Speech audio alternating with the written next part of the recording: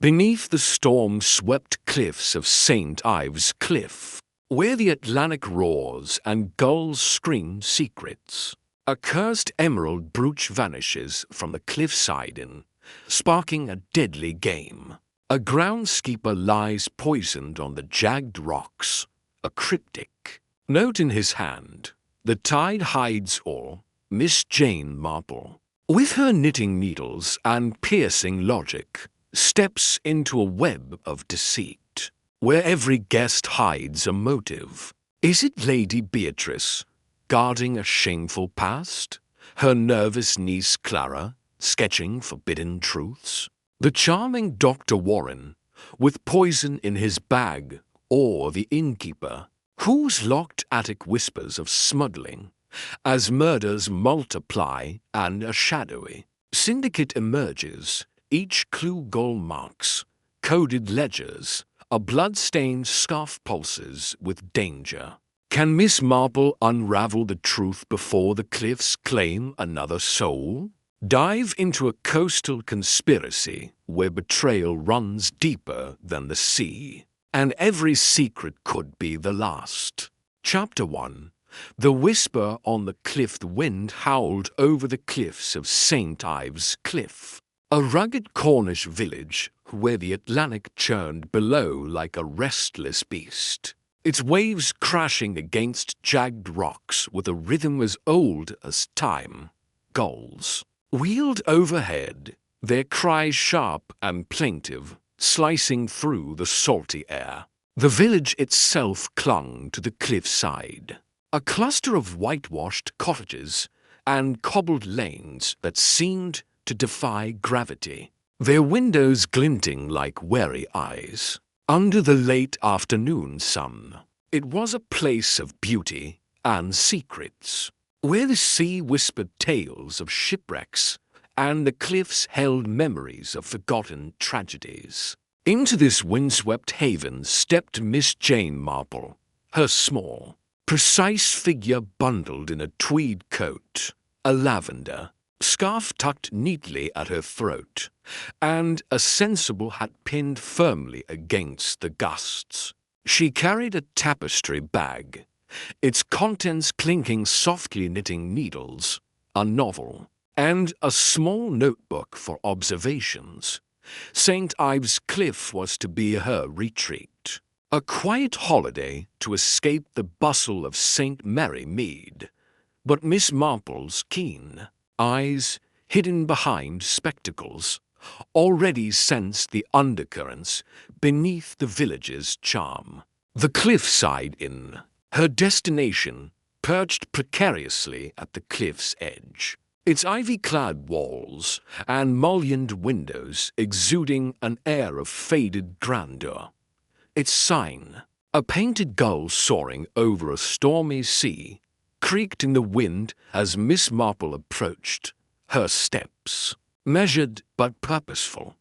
The inn's oak door groaned as she pushed it open, revealing a cozy lounge where a fire crackled in a stone hearth, casting flickering shadows on polished wood paneling. The scent of lavender polish mingled with the tang of sea air, and a low hum of conversation greeted her. A young porter, his face freckled and earnest, hurried to take her bag, stammering a welcome. "Miss Marple, is it? We've your room ready. Top floor, fine view of the cliffs. Thank you." "Young man," Miss Marple replied, her voice soft but clear, her smile warm yet appraising. She noted his nervous glance toward the lounge, where a group of guests clustered around a tea table, their voices rising and falling like the tide. At the center sat Lady Beatrice Harrow, a widow of formidable presence, her silver hair swept into a chignon, her navy dress adorned with a single pearl brooch, though. Miss Marple observed it was not the emerald brooch rumored to be missing. Beatrice's voice carried, sharp and imperious, as she addressed a young woman beside her. "Clara, do stop fidgeting. It's unbecoming. Clara Harrow, Beatrice's niece, was a pale, delicate creature of perhaps 25, with auburn, curls, and eyes that darted like a trapped bird's. She wore a cream blouse and skirt, her fingers twisting a lace handkerchief. "I'm sorry, Aunt Beatrice," she murmured. But her gaze flickered to the window, where the cliffs loomed against a stormy sky. Miss Marple, settling into a chintz armchair near the fire, opened her knitting bag and began to work on a pale blue shawl, her needles clicking rhythmically. She listened, as she always did, to the village's pulse. Across the lounge, Dr. Felix Warren, a handsome man in his 30s with dark hair and a disarming smile, leaned against the bar, sipping tea with an ease that bordered on theatrical. His tweed jacket and polished brogues suggested wealth, but his eyes, Miss Marple noted, were too watchful, too quick to scan the room. Beside him stood Mr. Ernest Lyle, the innkeeper, a weary man with a weathered face and a nervous habit of polishing an already spotless glass. His grey eyes flitted between guests, as if expecting trouble. A handful of others filled the room. Mrs. Agnes Tuttle, a gossipy widow with a penchant for sherry. Mr. Cedric Polk, a retired solicitor with a perpetual frown, and a quiet maid. Elsie, who moved like a shadow, her apron starched to perfection. The conversation turned, inevitably, to the missing emerald brooch. Mrs. Tuttle, her voice a conspiratorial whisper, leaned toward Beatrice. "They say it's worth a king's ransom, Lady Harrow.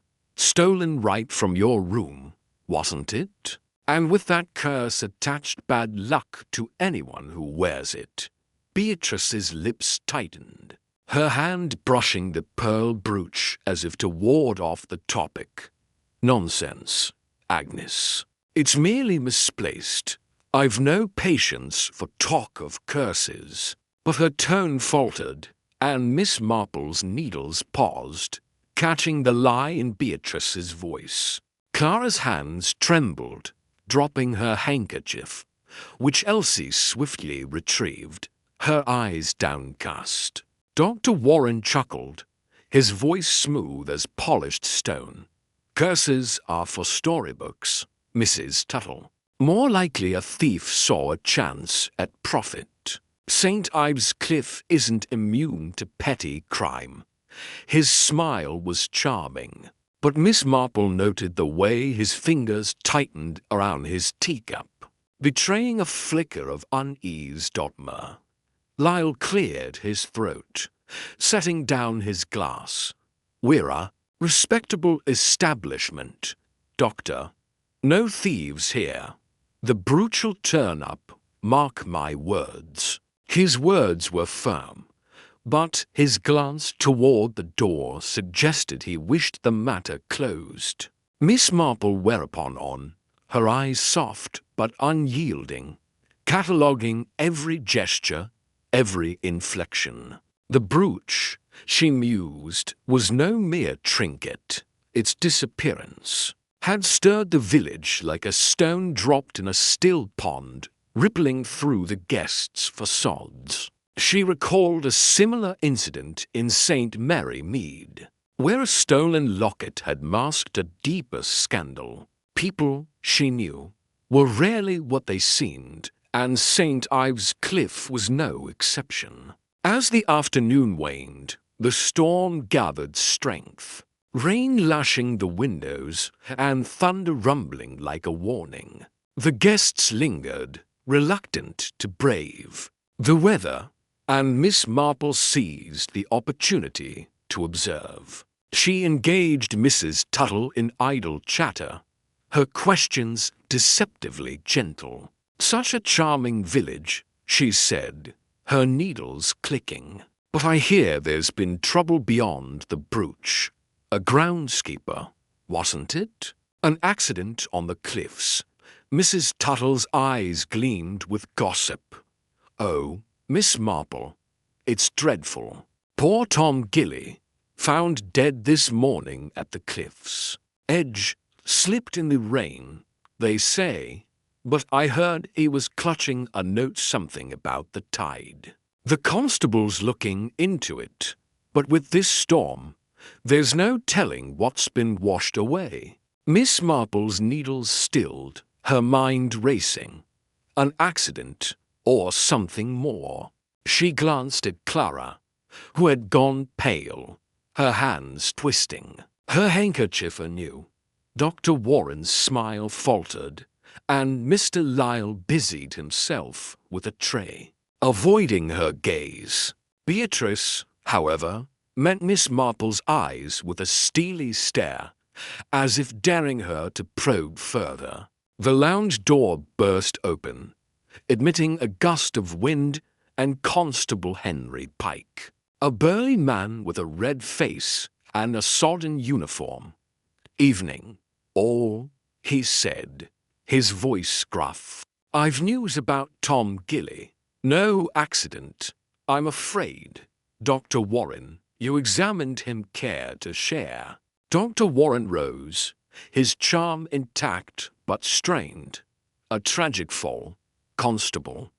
Broken neck. Likely from slipping on the wet rocks. I found no signs of foul play. His tone was professional, but Miss Marple noted the slight tremor in his hand as he adjusted his tie. Constable Pike frowned, pulling a crumpled note from his pocket, sealed in a waxed envelope to protect it from the rain. This was in Tom's hand. Says, "The tide hides all." Mean anything to anyone? A hush fell over the room. Clara's breath hitched, and Beatrice's fingers tightened on her teacup. Mr. Lyle coughed, muttering about checking the kitchen. While Elsie froze mid-step, her tray wobbling, Miss Marple's eyes narrowed. The note was no accident's remnant. It was a clue, deliberate and pointed. She recalled a case in St. Mary Mead where a cryptic message had unmasked a blackmailer. This note, she sensed, held similar weight. "May I see it, Constable?" Miss Marple asked, her voice mild but insistent. Pike hesitated, then handed her the envelope. His curiosity piqued by the elderly woman's calm authority. She examined the note. Its ink smudged but legible, written in a hurried scrawl. The paper was coarse, likely torn from a ledger, and a faint scent clung to it, not sea salt, but something herbal, bitter. Her mind flashed to her nephew Raymond's botany books, which described rare coastal plants with toxic properties. This was no ordinary note. "Curious," she murmured, returning it to Pike. "The tide hides all, indeed. But what, I wonder, was Tom Gilly hiding?" Her question hung in the air, unanswered. As the guests exchanged uneasy glances, Beatrice stood abruptly, claiming a headache, and Clara followed, her eyes wide with fear. Dr. Warren offered to escort them, but Miss Marple noted his reluctance, as if he feared being alone with them. As the storm raged on, Miss Marple retired to her room, a cozy chamber with a view of the cliffs, their outlines blurred by rain. She sat by the window, knitting, her mind piecing together the day's observations. The brooch's theft, Tom's death, the note's cryptic message, all were threads in a tapestry she had yet to fully unravel. She recalled a conversation with her friend Dolly Bantry about village secrets. How they festered in small places like St. Ives Cliff, where everyone knew everyone's business. Yet no one spoke the truth. The next morning, the storm had passed, leaving a sky of piercing blue and the village washed clean. Miss Marple joined the guests for breakfast in the dining room, where sunlight streamed through stained glass windows, casting jeweled patterns on the linen tablecloths. The mood was subdued, the air thick with unspoken questions. Beatrice, composed but pale, sipped tea, while Clara toyed with a scone, her eyes red-rimmed. Dr. Warren read a newspaper, his casual demeanor at odds with the tension in his jaw. Mr. Lyle bustled about, his nervous energy palpable, and Elsie served with a quiet efficiency that bordered on invisibility. Miss Marple, nibbling a poached egg, steered the conversation to the village's history. "Such a picturesque place," she said, her tone conversational. "I imagine the Cliffs have seen their share of drummer smugglers, perhaps, in days gone by." Mr. Lyle laughed, too quickly. "Oh, that's old tales, Miss Marple. Just stories to scare children. We're a quiet lot now." But his eyes darted to the window, where the cliffs loomed, and Miss Marple noted the lie in his voice. Mrs. Tuttle, eager to gossip, leaned forward. "Not so quiet, Mr. Lyle. My cousin's friend swore she saw lights on the cliffs last month. Smugglers. Maybe, or worse. And now poor Tom, dead with that note. Makes you wonder what's hidden out there."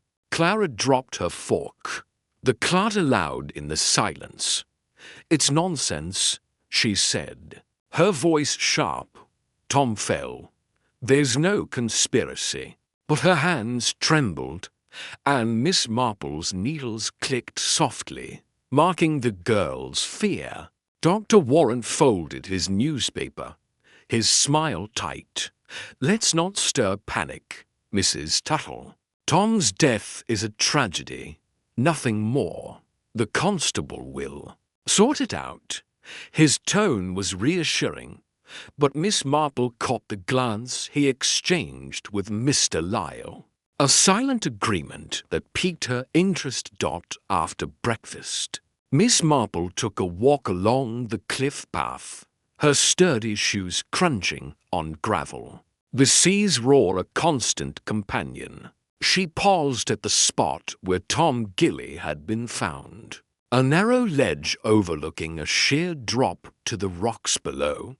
The area was cordoned off, but she knelt, her eyes scanning the ground. A faint mark caught her attention, a carved gull, etched into a rock, barely visible unless one knew to look. She traced it with a gloved finger, her mind racing.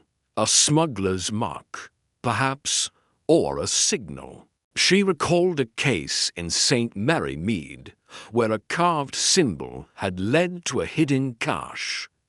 This skull, she sensed, was no mere decoration.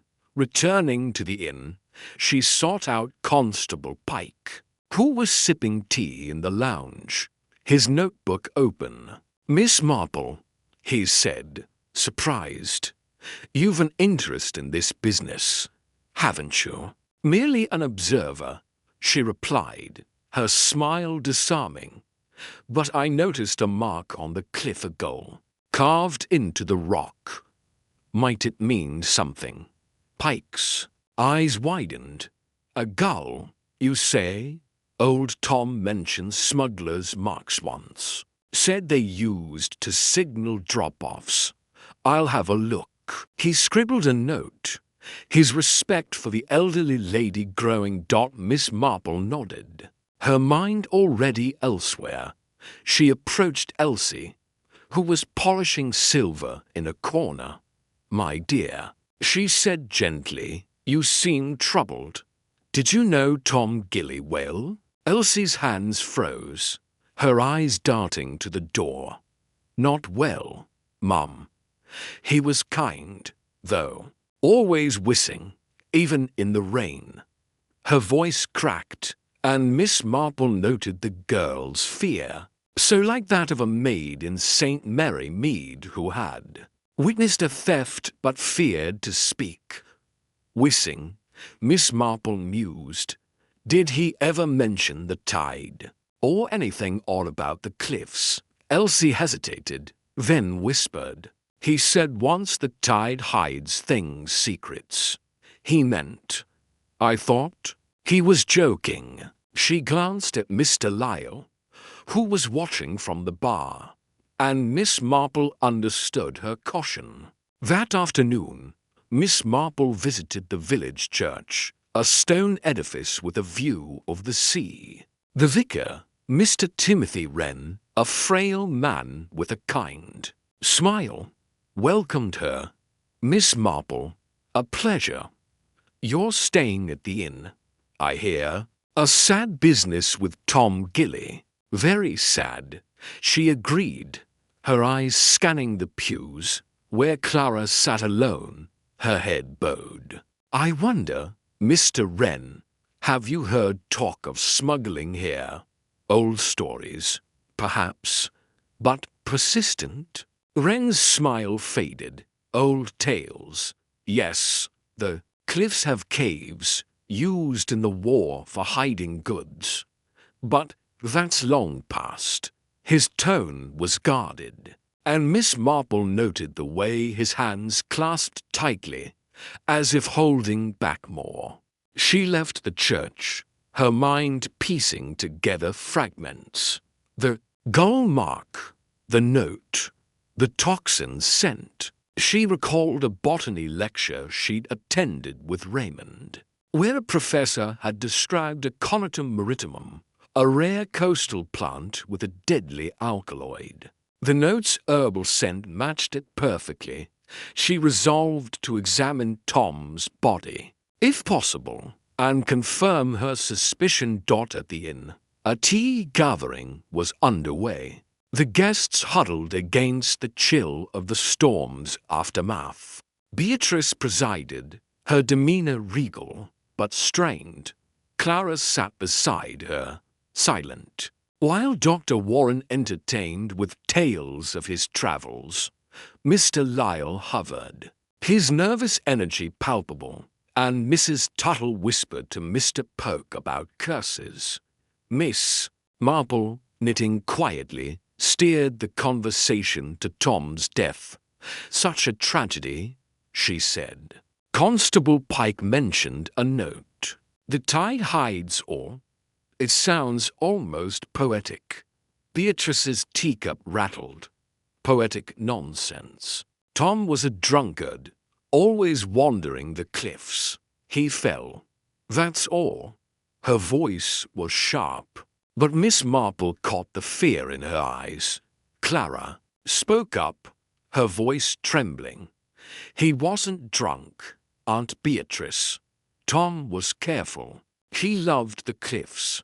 Her outburst drew stares, and she flushed, retreating into silence.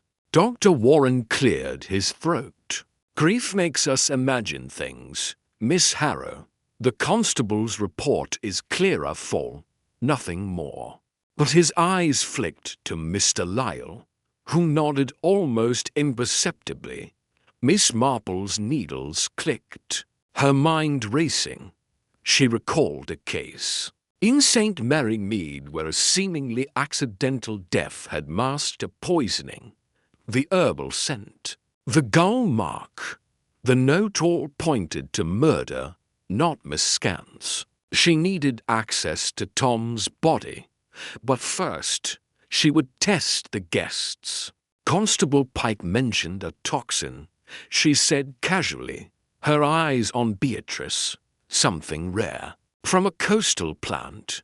Curious, isn't it? For a fall. The room stilled. Beatrice's hand froze mid-sip. Clara's eyes widened, and Dr. Warren's smile vanished. Mr. Lyle dropped a spoon. The clatter loud in the silence. Elsie, clearing plates, nearly tripped. Her face pale.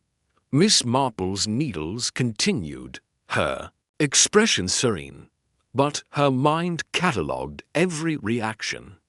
That evening, she persuaded Pike to let her view Tom's body, stored in the village morgue, a small shed behind the constable's office. The air was cold, the scent of antiseptic mingling with the sea's tang. Tom lay on a slab, his weathered face peaceful, but for the bruise at his neck, not from a fall, but from a dart or needle. Miss Marple deduced. She examined his hand, finding traces of a green powder under his nails, likely the toxin. Using a handkerchief, she collected a sample, her mind confirming a conatum maritimum. The note, still in Pike's possession, was her next target. Back at the inn, she sat by her window, knitting the sea's roar a lullaby. She wrote in her notebook, Tom Gilly, poisoned, not fallen. Note suggests knowledge of a secret, Colemark. Links to smuggling, brooch theft connected. Beatrice fears exposure. Clara hides something. Warren to smooth. Lyle nervous. Elsie afraid. She recalled a St. Mary Mead gardener poisoned for witnessing a theft. Tom, she sensed, had seen too much. Chapter 2. The tide's secreth dawn broke over St. Ives Cliff with a reluctant shimmer, as though the sun hesitated to unveil the secrets nestled in the village's craggy embrace. The Atlantic churned restlessly below, its waves clawing at the cliffs with a rhythm that seemed to whisper of hidden truths. Miss Jane Marple, clad in a sensible tweed coat and her ever-present straw hat, stepped out from the Cliffside Inn, her eyes sharp despite the early hour. The storm from the previous night had left the air damp and heavy, the cobblestones slick underfoot, and the village hummed with a nervous energy. The groundskeepers death-poisoned, not fallen, as Miss Marple had deduced, had set tongues, wagging, and the missing emerald brooch of Lady Beatrice Harrow only fanned the flames of suspicion. Miss Marple's morning walk was no aimless stroll. She had a purpose, as she always did, her mind already weaving threads from the previous evening's tea gathering. The cryptic note in the groundskeeper's pocket, "The tide hides," all had lodged in her thoughts, its words as slippery as the seaweed strewn across the shore. She descended the narrow cliff path, her sturdy shoes crunching against the gravel, the wind tugging at her scarf. The path wound downward, flanked by gorse and heather, until it opened to a rugged stretch of coastline where the tide had retreated, leaving pools of sea water glinting like scattered mirrors. Her destination was the cove she'd overheard old Tom, the fisherman, mention at the inner place locals avoided, whispering of smugglers and ghosts. As she reached the cove, its crescent of sand lay shadowed by towering cliffs, the air thick with the tang of salt and something earthier, like damp stone and secrets. Miss Marple paused, her gaze sweeping the scene. The rocks bore strange carving skulls, their wings etched in sharp, deliberate lines. She knelt, her fingers tracing the weathered stone, and her lips pursed in thought. A marker, she murmured, but for what? Her musings were interrupted by a soft rustle behind her. She turned, her eyes narrowing as Clara Harrow emerged. From behind a boulder, a sketchbook clutched to her chest. The young woman's auburn hair was windswept, her cheeks flushed, and her eyes darted nervously, as though expecting pursuit. "Miss Marple," Clara exclaimed, her voice catching. I didn't expect anyone here so early, nor I." "My dear," Miss Marple replied, her tone mild but her gaze piercing. "This is an odd place for sketching, wouldn't you say? The light is rather poor, and the wind quite unforgiving." Clara's fingers tightened on her sketchbook, and she gave a brittle laugh. "I find the cove inspiring. The shapes of the rocks, the way the sea moves, it's different from the village." She hesitated, then added, "I needed to clear my head after everything." Miss Marple nodded, her expression one of gentle concern, though her mind was anything but idle. "Quite understandable. A death, a theft, such things unsettle us all. Tell me, Clara, have you sketched anything unusual here? Something that might explain why a groundskeeper met his end so near?" Clara's eyes widened, and she shook her head too quickly. "No, nothing like that. Just landscapes." She opened her sketchbook, revealing detailed drawings of the cove's cliffs, the gull carvings prominent in one. But Miss Marple's attention snagged on a faint pencil mark in the corner, a rough sketch of a vial, its shape eerily similar to the one she'd seen in a botany text, labeled with the rare plant toxin she'd identified on the groundskeeper's note. "Very talented." "My dear," Miss Marple said, her voice warm but her eyes cool. "You've a keen eye for detail." "Perhaps too keen." Clara flushed, snapping. The sketchbook shut, and Miss Marple let the moment pass, her smile disarming. "Do be careful, Clara.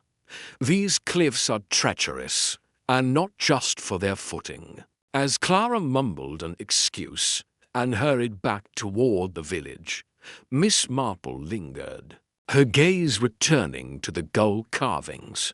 She followed the curve of the cove, her steps deliberate, until she spotted a crevice in the cliff face, half hidden by a curtain of seaweed. With a glance to ensure she was alone, she parted the damp strands and peered inside. The crevice widened into a small cave, its walls damp and glistening. In the dim light, she saw a wooden crate, its lid marked with the same gull emblem. Her heart quickened, but her hands were steady as she pried it open, revealing a jumble of good silks, bottles of amber liquid, and, nestled in a velvet pouch, a glass vial containing a greenish residue. She held it to the light, her lips thinning. "The same toxin," she whispered. "So, the tide does hide all." The discovery confirmed her suspicions. The groundskeeper's death was no accident, and the smuggling trade whispered about in St. Ives Cliff was no mere rumor. But the brooch remained elusive, and Clara's presence in the cove raised questions. Was the girl an innocent artist, or was she entangled in something darker? Miss Marple tucked the vial into her handbag, covering the crate with seaweed before retracing her steps to the village.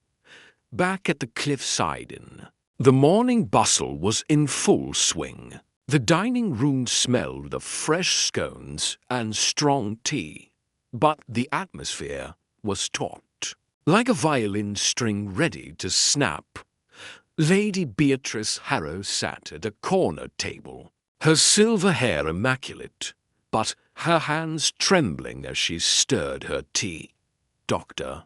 Felix Warren, the village's charming physician, was charming a group of guests with tales of his travels his smile a touch too bright. "Mr. Lyle." The innkeeper moved among the tables, his eyes darting to the windows as though expecting an unwelcome visitor.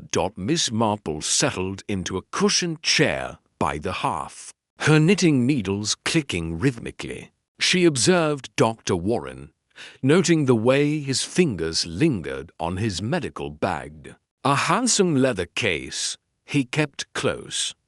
During a lull in his storytelling, she called out, "Dr. Warren, might I trouble you for a moment? My rheumatism is acting up, and I'd value your opinion on a remedy." The doctor approached, his smile unwavering, but his eyes cautious. "Of course, Miss Marple. Nothing serious, I hope." "Oh, nothing a bit of rest won't cure," she replied, her tone airy. "But I've heard of a local plant quite rare. I'm told that can ease such ailments, or perhaps cause them, if misused." She paused, her eyes meeting his. "You'd know of such things, wouldn't you, being a man of medicine?" Warren's smile faltered, but he recovered quickly. "Plants can be tricky, Miss Marple. Some heal, some harm. I stick to what's safe in my practice." He patted his bag, and Miss Marple's gaze followed the gesture, noting a faint green stain on the leather's edge. "Very wise," she said, her needles clicking faster. "Though I imagine your bag holds all sorts of curiosities. A physician's tools are so fascinating, aren't they?" Warren excused himself with a polite nod, but Miss Marple's mind was racing. She recalled the groundskeeper's note, the toxin scent, and now the stain on Warren's bag. It was no coincidence, but proof required care. She resolved to keep a closer eye on the doctor, whose charm, she suspected, masked a sharper edge. That evening, Miss Marple orchestrated a dinner at the inn, insisting on a communal table to lift the village's spirits. The guests obliged. Though the air crackled with tension, Beatrice sat rigidly, her eyes darting to Clara, who picked at her food. Warren regaled the table with anecdotes, but his laughter rang hollow. Mr. Lyle served the meal himself, his usual reserve replaced by a nervous energy that Miss Marple noted with interest. As the soup course arrived, Miss Marple steered the conversation. "To the cliffs, such a wild place," she remarked, her voice carrying. "All those hidden nooks and crannies, perfect for hiding things, wouldn't you say, Mr. Lyle?" The innkeeper froze, a ladle hovering over a bowl. "Hiding? Oh, you mean smugglers' tales. Just stories, Miss Marple. This village thrives on gossip." "Does it, now?" she replied, her eyes twinkling. "I heard the groundskeeper was fond of those cliffs. Perhaps he stumbled on something he shouldn't have. Like a locked room, perhaps, where secrets are kept." Lyle's face paled, and he muttered something about checking the kitchen. Miss Marple sipped her tea, satisfied she'd planted a seed, and Lyle's reaction confirmed her hunch. The inn held more than met the eye. After dinner, as the guests dispersed, she slipped away to the groundskeeper's cottage, a small stone building on the inn's grounds. The door was unlocked, and inside, she found a clutter of tools, fishing nets, and a dusty trunk. Her fingers, nimble despite her age, sifted through the contents until they closed around a small brass key. Its head edged with a gull, her pulse quickened. "The attic," she murmured. recalling Lyle's unease when she'd mentioned locked rooms. She returned to the inn, waiting until the halls were quiet before ascending the narrow staircase to the attic door. The key turned smoothly, and the door creaked open, revealing a cramped space lit by a single bulb. Crates lined the walls, their lids marked with gull emblems. She opened one, finding more smuggled goods watches, perfumes, and bottles of unmarked liquor, but no emerald brooch. Miss Marple sat back on her heels, her mind a whirl of connections. The smuggling ring was real, tied to the inn and the cove. But the brooch's absence suggested a deeper motive. Clara's sketches, Warren's stained bag, Lyle's locked attic, all pieces of a puzzle that pointed to murder, not mere theft. The groundskeeper had died for what he knew, and the tide, as the note promised, hid the rest. As she locked the attic and slipped back to her room, the sea roared below, its secrets safe for now. But Miss Marple's logic was relentless, and she knew the tide would turn, revealing all in time. Chapter 3. The gull's warning. The morning sun struggled to pierce the heavy mist that clung to St. Ives Cliff, draping the village in a shroud of damp silence. The gulls, ever-present sentinels of the coast, wheeled overhead, their cries, sharp and mournful, as if lamenting the tragedy that had befallen the groundskeeper, Samuel Trewin. His death, discovered at the cliff's edge 2 nights prior, had stirred the village into a quiet frenzy of whispers and sidelong glances.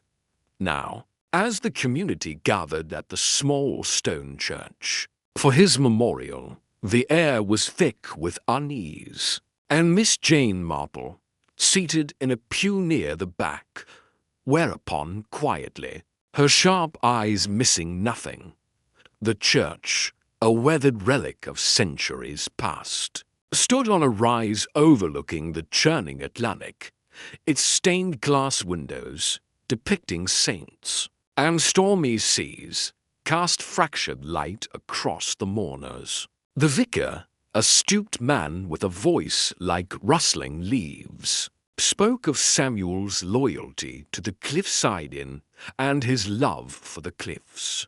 But his words faltered under the weight of the unspoken question: who had poisoned him? Miss Marple's needles clicked rhythmically, a counterpoint to the vicar's drone, as she studied the congregation. Lady Beatrice Harrow, swathed in black lace, dabbed at dry eyes, her haughty demeanor barely masking a nervous twitch. Beside her, Clara Harrow, her niece, clutched a sketchbook, her fingers smudged with charcoal. Dr. Felix Warren, the village's charming physician, stood stiffly, his polished shoes gleaming, but his jaw tight.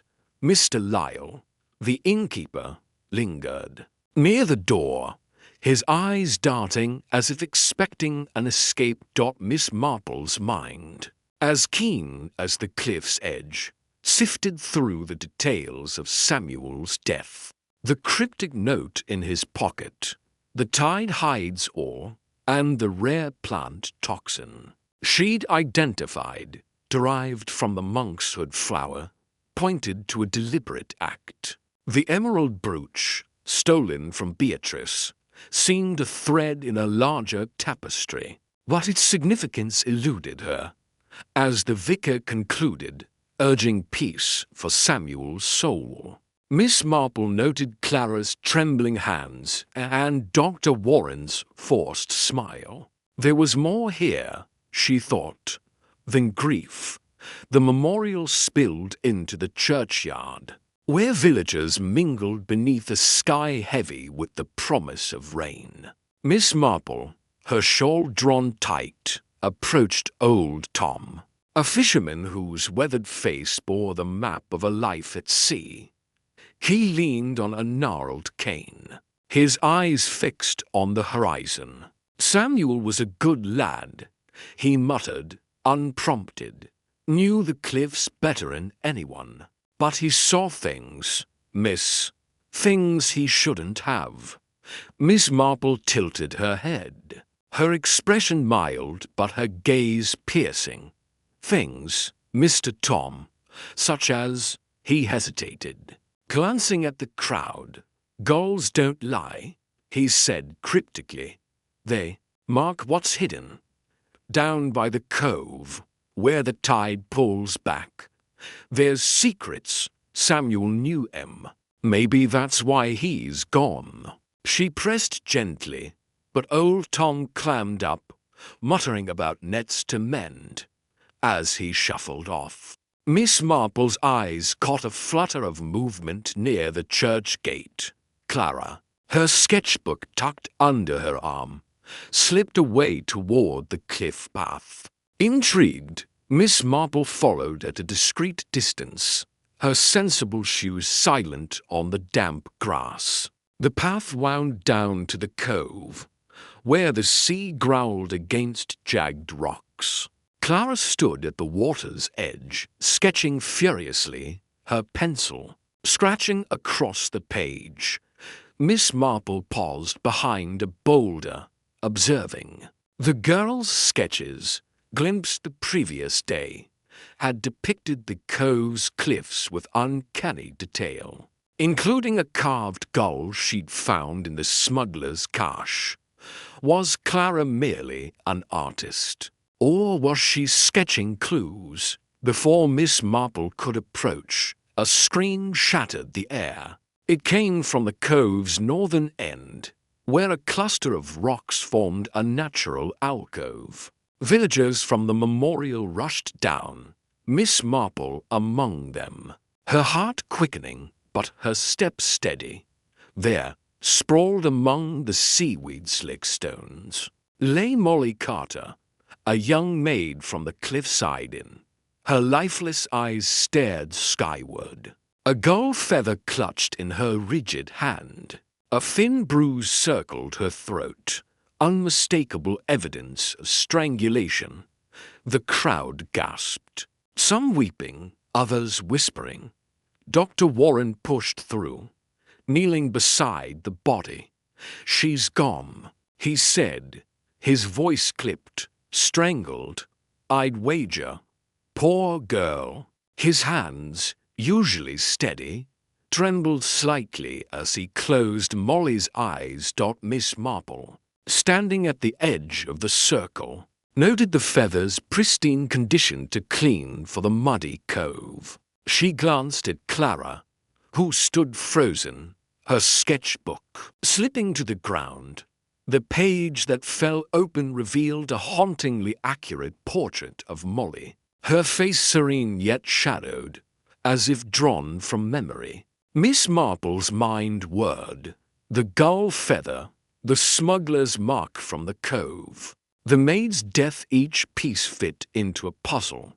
But the picture remained incomplete. The constable, a burly man named Hawkins, arrived, his face grim.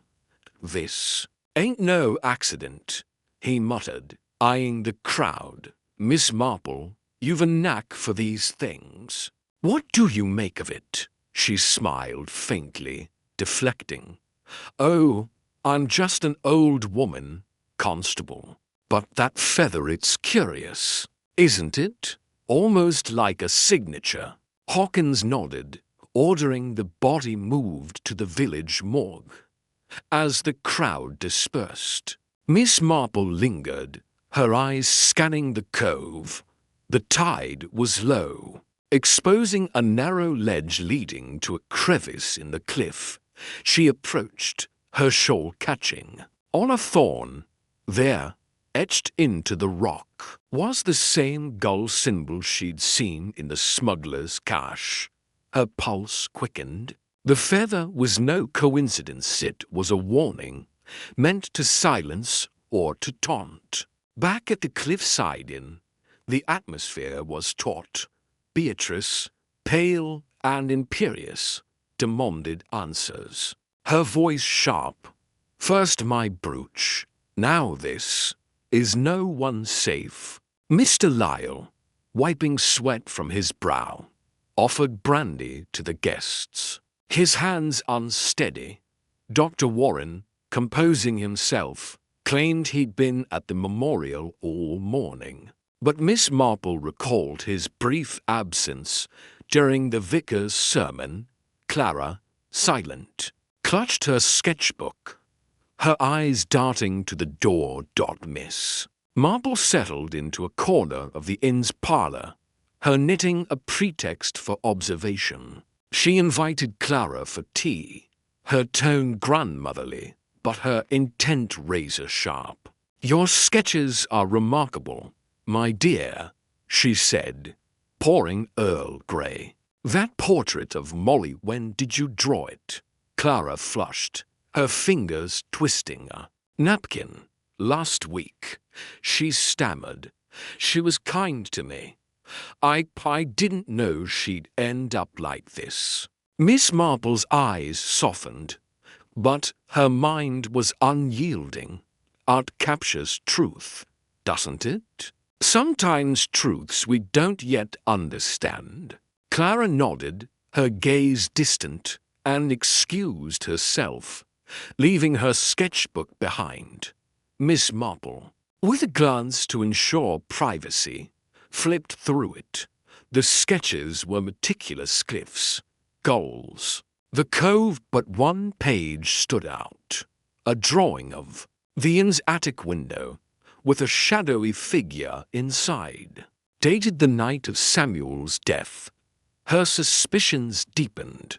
The attic, locked and guarded by Mr. Lyle, held secrets. That evening, under the guise of fetching a shawl, Miss Marple slipped upstairs. The attic door, heavy and bolted, yielded to the gull-edged key she'd found in Samuel's cottage. Inside, the air was musty, thick with the scent of salt and old wood. Crates lined the walls, some marked with the gull symbol, others with faded shipping labels. She pried one open, revealing bottles of French brandy and silk bolts smuggled. Goods, no doubt. Tucked beneath a tarp was a ledger, its pages filled with coded entries, dates, quantities, and initials. BH appeared frequently alongside G and FW, Beatrice Harrow, perhaps, and Felix Warren, but a crucial page detailing recent transactions was torn out, leaving only a jagged edge. Miss Marple's heart sank. The ledger confirmed the smuggling ring old Tom had hinted at. But Molly's death suggested she'd seen something or someone she shouldn't have.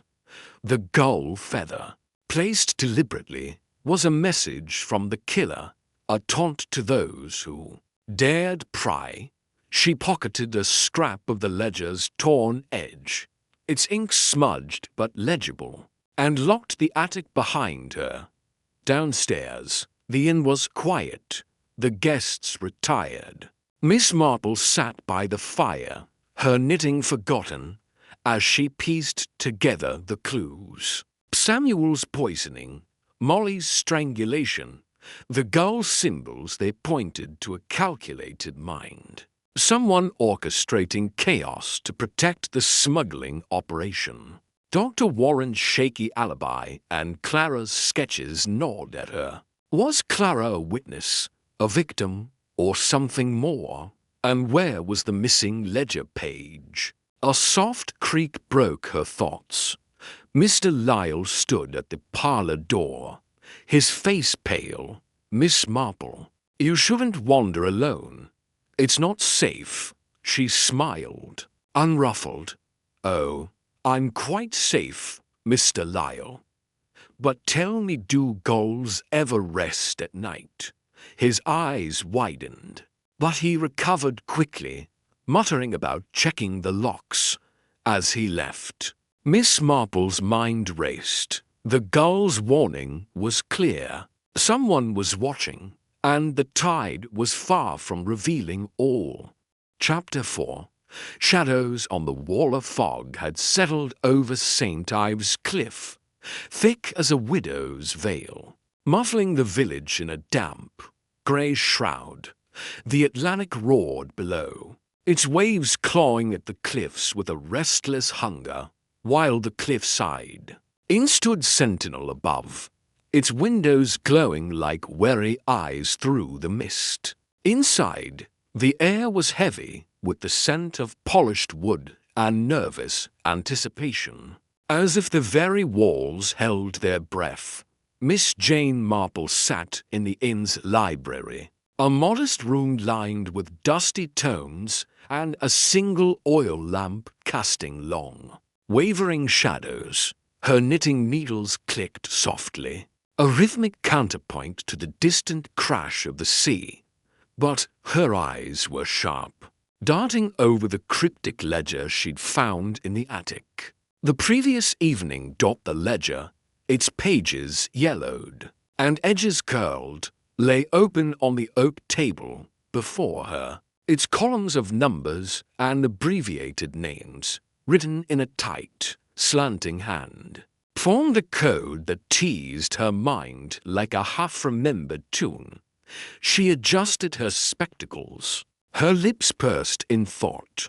The groundskeeper's death, the maid's strangulation, the missing emerald brooch, each thread wove into this ledger, she was certain. But the pattern remained elusive. The gull emblem, etched into the smuggler's cache in the cove, flickered in her memory, a symbol that bound the crimes like a signature. She traced a line in the ledger, BH, 10K, G. Beatrice Harrow, perhaps. But who was G?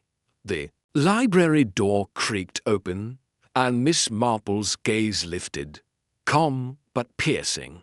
Mr. Lyle, the innkeeper, stood in the doorway, his angular frame silhouetted against the hall's dim light. His face, usually a mask of practiced geniality, was taut, his eyes flickering with something akin to fear. He clutched a tray of tea things, the china rattling faintly. "Thought you might like some tea, Miss Marple," he said, his voice striving for warmth but landing somewhere near strain. "Fog like this chills the bones." "How kind, Mr. Lyle," she replied, her tone mild as milk. "Though I suspect it's not just the fog that's unsettling you tonight." He froze, the teapot hovering mid-pour. A shadow crossed his face, and for a moment she thought he might bolt. Instead, he set the pot down with exaggerated care and forced a smile. "Sharp as ever, aren't you? It's just the village talked to deaths in a week, and now Lady Beatrice's hysterics over her brooch keeps a man on edge. Miss Marple's needles paused. Hysterics, you say? I'd have thought Lady Beatrice far too composed for that." Mr. Lyle hesitated, then leaned closer, lowering his voice. "She got a letter this morning. Found her in the parlor, white as a sheet, muttering about demands and threats. Didn't say more, but she's locked herself in her room since." "A letter?" Miss Marple's eyes gleamed behind her spectacles. "How curious. And you, Mr. Lyle, have you received any such correspondence?" His jaw tightened, and he busied himself with the tray. "Me? No, nothing like that. Just trying to keep the inn running with all this trouble." She nodded, her expression serene, but her mind racing. Trouble, indeed.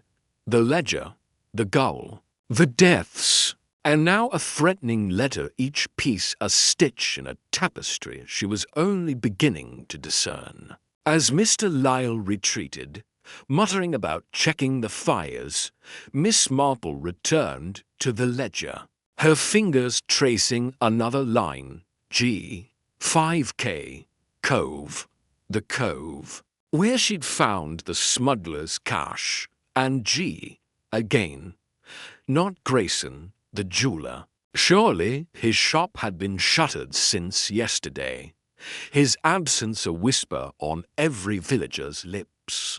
The library window rattled, and she glanced up, catching a flicker of movement outside. A shadow, indistinct in the fog, moved swiftly past the glass. Her heart quickened, but her hands remained steady. Folding the ledger into her knitting bag, she rose, her shawl slipping slightly as she crossed to the window. The fog swirled, thick as smoke, but the shadow was gone. Or was it? A faint crackle, like paper burning, reached her ears from the inn's courtyard below, slipping into the hall. Miss Marple moved with the quiet grace of a cat, her soft shoes silent on the polished floor. The courtyard door was ajar, a sliver of cold air seeping in. She stepped outside, the fog enveloping her like a damp cloak, and followed the sound to a small stone brazier near the stable. Flames licked at a crumpled sheet of paper, its edges curling black. Kneeling, she snatched it from the fire with a stick, stamping out the embers. The paper, half-charred, bore the gull emblem and a fragment of the same coded script as the ledger. Her lips twitched in a faint smile. Careless, she murmured, tucking the singed paper into her sleeve. She turned to find Mr. Lyle watching from the stable door, his face pale as the fog. "Miss Marple," he stammered, I was just burning some rubbish. Old receipts, you know." "Receipts with gull emblems?" she asked, her voice gentle, but unyielding. "Come now, Mr. Lyle. You're no fool, and neither am I. What are you hiding?" He opened his mouth, then closed it, his shoulders sagging. "It's not what you think," he said at last, his voice low.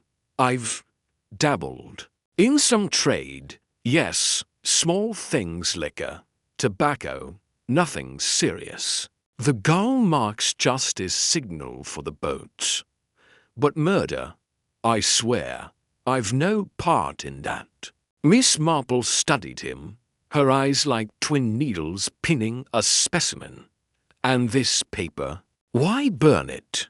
It's nothing," he insisted, but his hands trembled.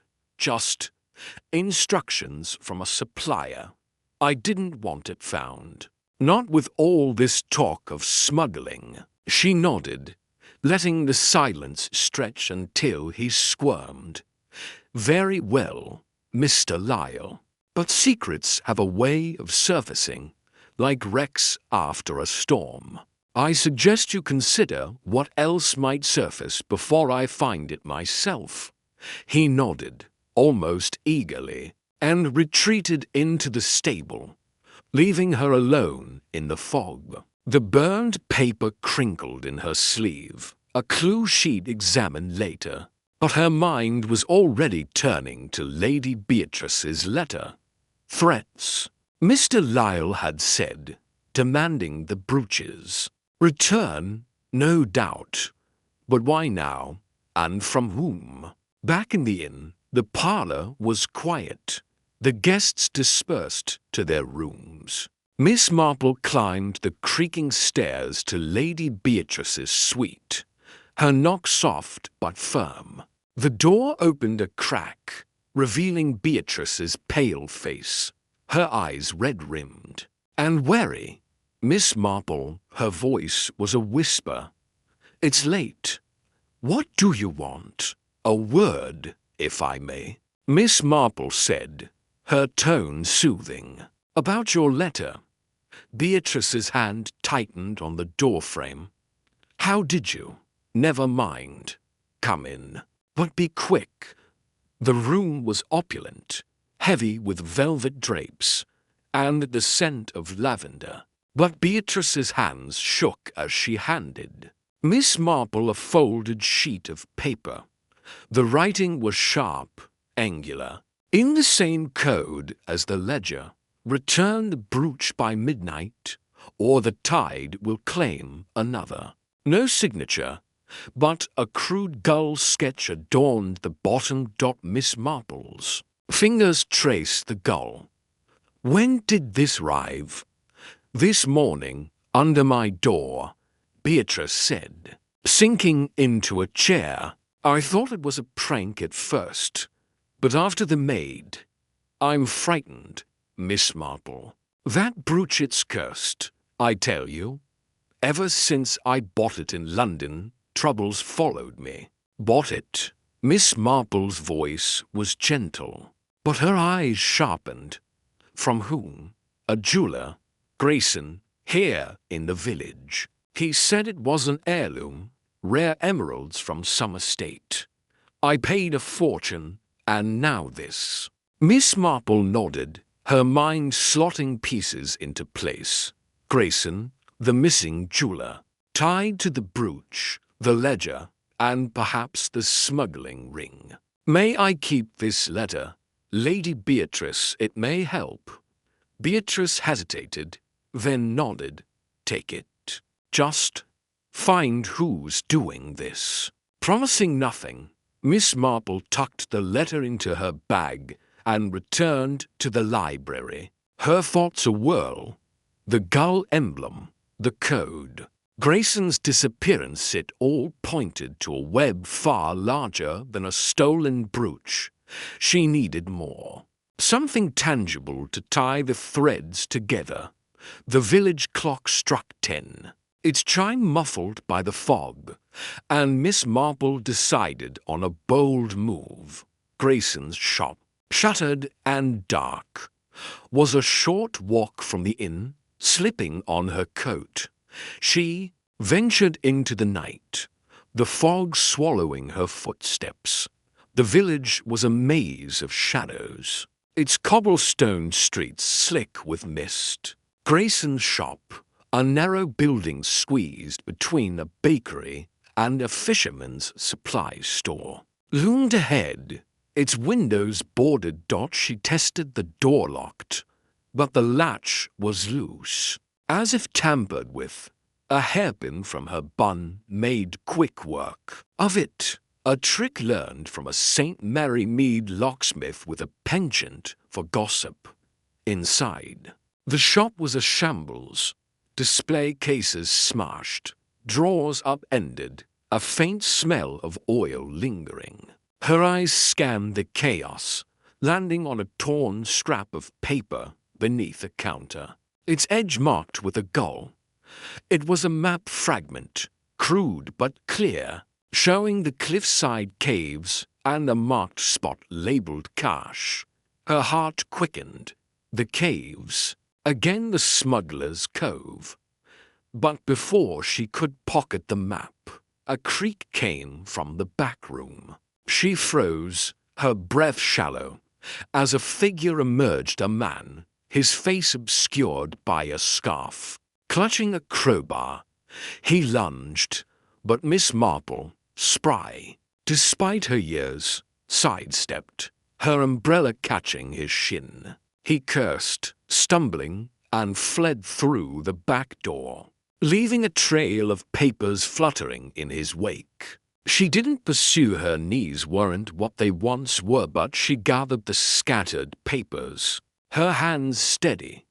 Back at the inn, under the library's lamplight, she examined her finds, the map fragment, the burned paper, and Beatrice's letter. The map pointed to a specific cave, one she hadn't explored. The burned paper, though charred, revealed a name, Grayson, to K, drop, and the letter's code, when compared to the ledger, matched a transaction dated a week before the groundskeeper's death. Miss Marple leaned back, her knitting resumed, the needles a soft metronome to her thoughts. Grayson wasn't just missing, he was central. The brooch, the smuggling, the murders, all roads led to his shop, his absence a gaping hole in the puzzle. But who was the man in the scarf? Not Lyle he was to tall. Dr. Warren, perhaps? Or someone else, a shadow player still unseen. The night deepened, the fog pressing against the windows like a conspirator. Miss Marple closed the ledger, her mind alight with possibilities. The caves would be her next stop, but not alone, and not without the constable. The girl's shadow loomed large, but her logic, sharp as ever, would cut through the fog. For now, she had a map, a name, and a threat enough to keep the mystery alive, but not enough to solve it. Not yet. The fog lingered into the next morning, curling around St. Ives Cliff like a cat around its prey. Miss Marple, fortified by a hearty breakfast of kippers and toast, sat in the inn's dining room, her knitting bag at her side.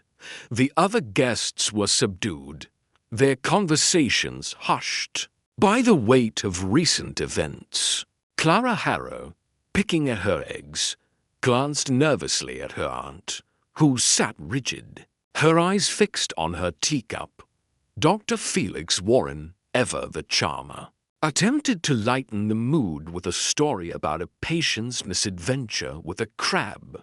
But his laughter rang hollow, and Miss Marple noted the faint tremor in his hands as he poured his tea. She sipped her own tea, her mind turning over the previous night's discoveries. The map fragment was safely tucked in her bag, its crude lines memorized. The caves, she knew, held answers, but they were treacherous, their paths slick with seaweed and their depths uncharted. She needed an ally, someone with authority, and Constable Pock, a stout man with a walrus mustache and a healthy respect for her reputation, was the obvious choice. She found him at the village station, a squat building overlooking the harbor. He was sorting reports, his desk cluttered with fishermen's complaints about stolen nets. Miss Marple, he greeted, rising with a creak of his chair. Heard you've been poking about. Find anything on that groundskeeper's poison? More than I'd hoped, Constable, she replied, producing the burned paper and Beatrice's letter.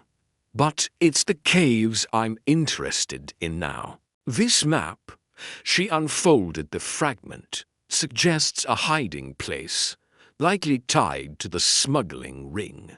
I'd like your company to investigate, if you're willing. Pock's mustache twitched. Caves, dangerous in this fog. But if you're set on it, I'll bring my lantern. Noon, when the tide's low. Noon will do splendidly, she said, her smile warm, but her eyes resolute. As she left the station, a figure caught her eye across the street. Clara Harrow, her sketchbook under her arm, hurrying toward the cliff path. Miss Marple's curiosity stirred.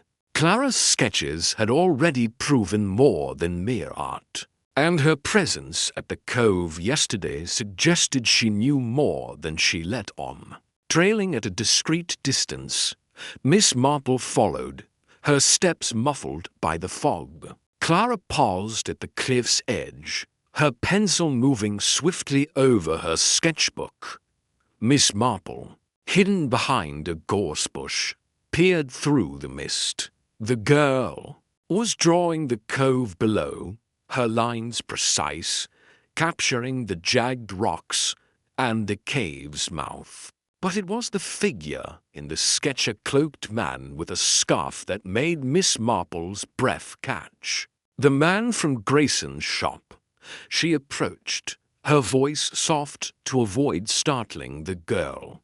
"Clara, dear, that's a fine sketch. But who is that man you've drawn?" Clara gasped, her pencil dropping. "Miss Marple, I didn't see you. It's just something I imagined." Imagined?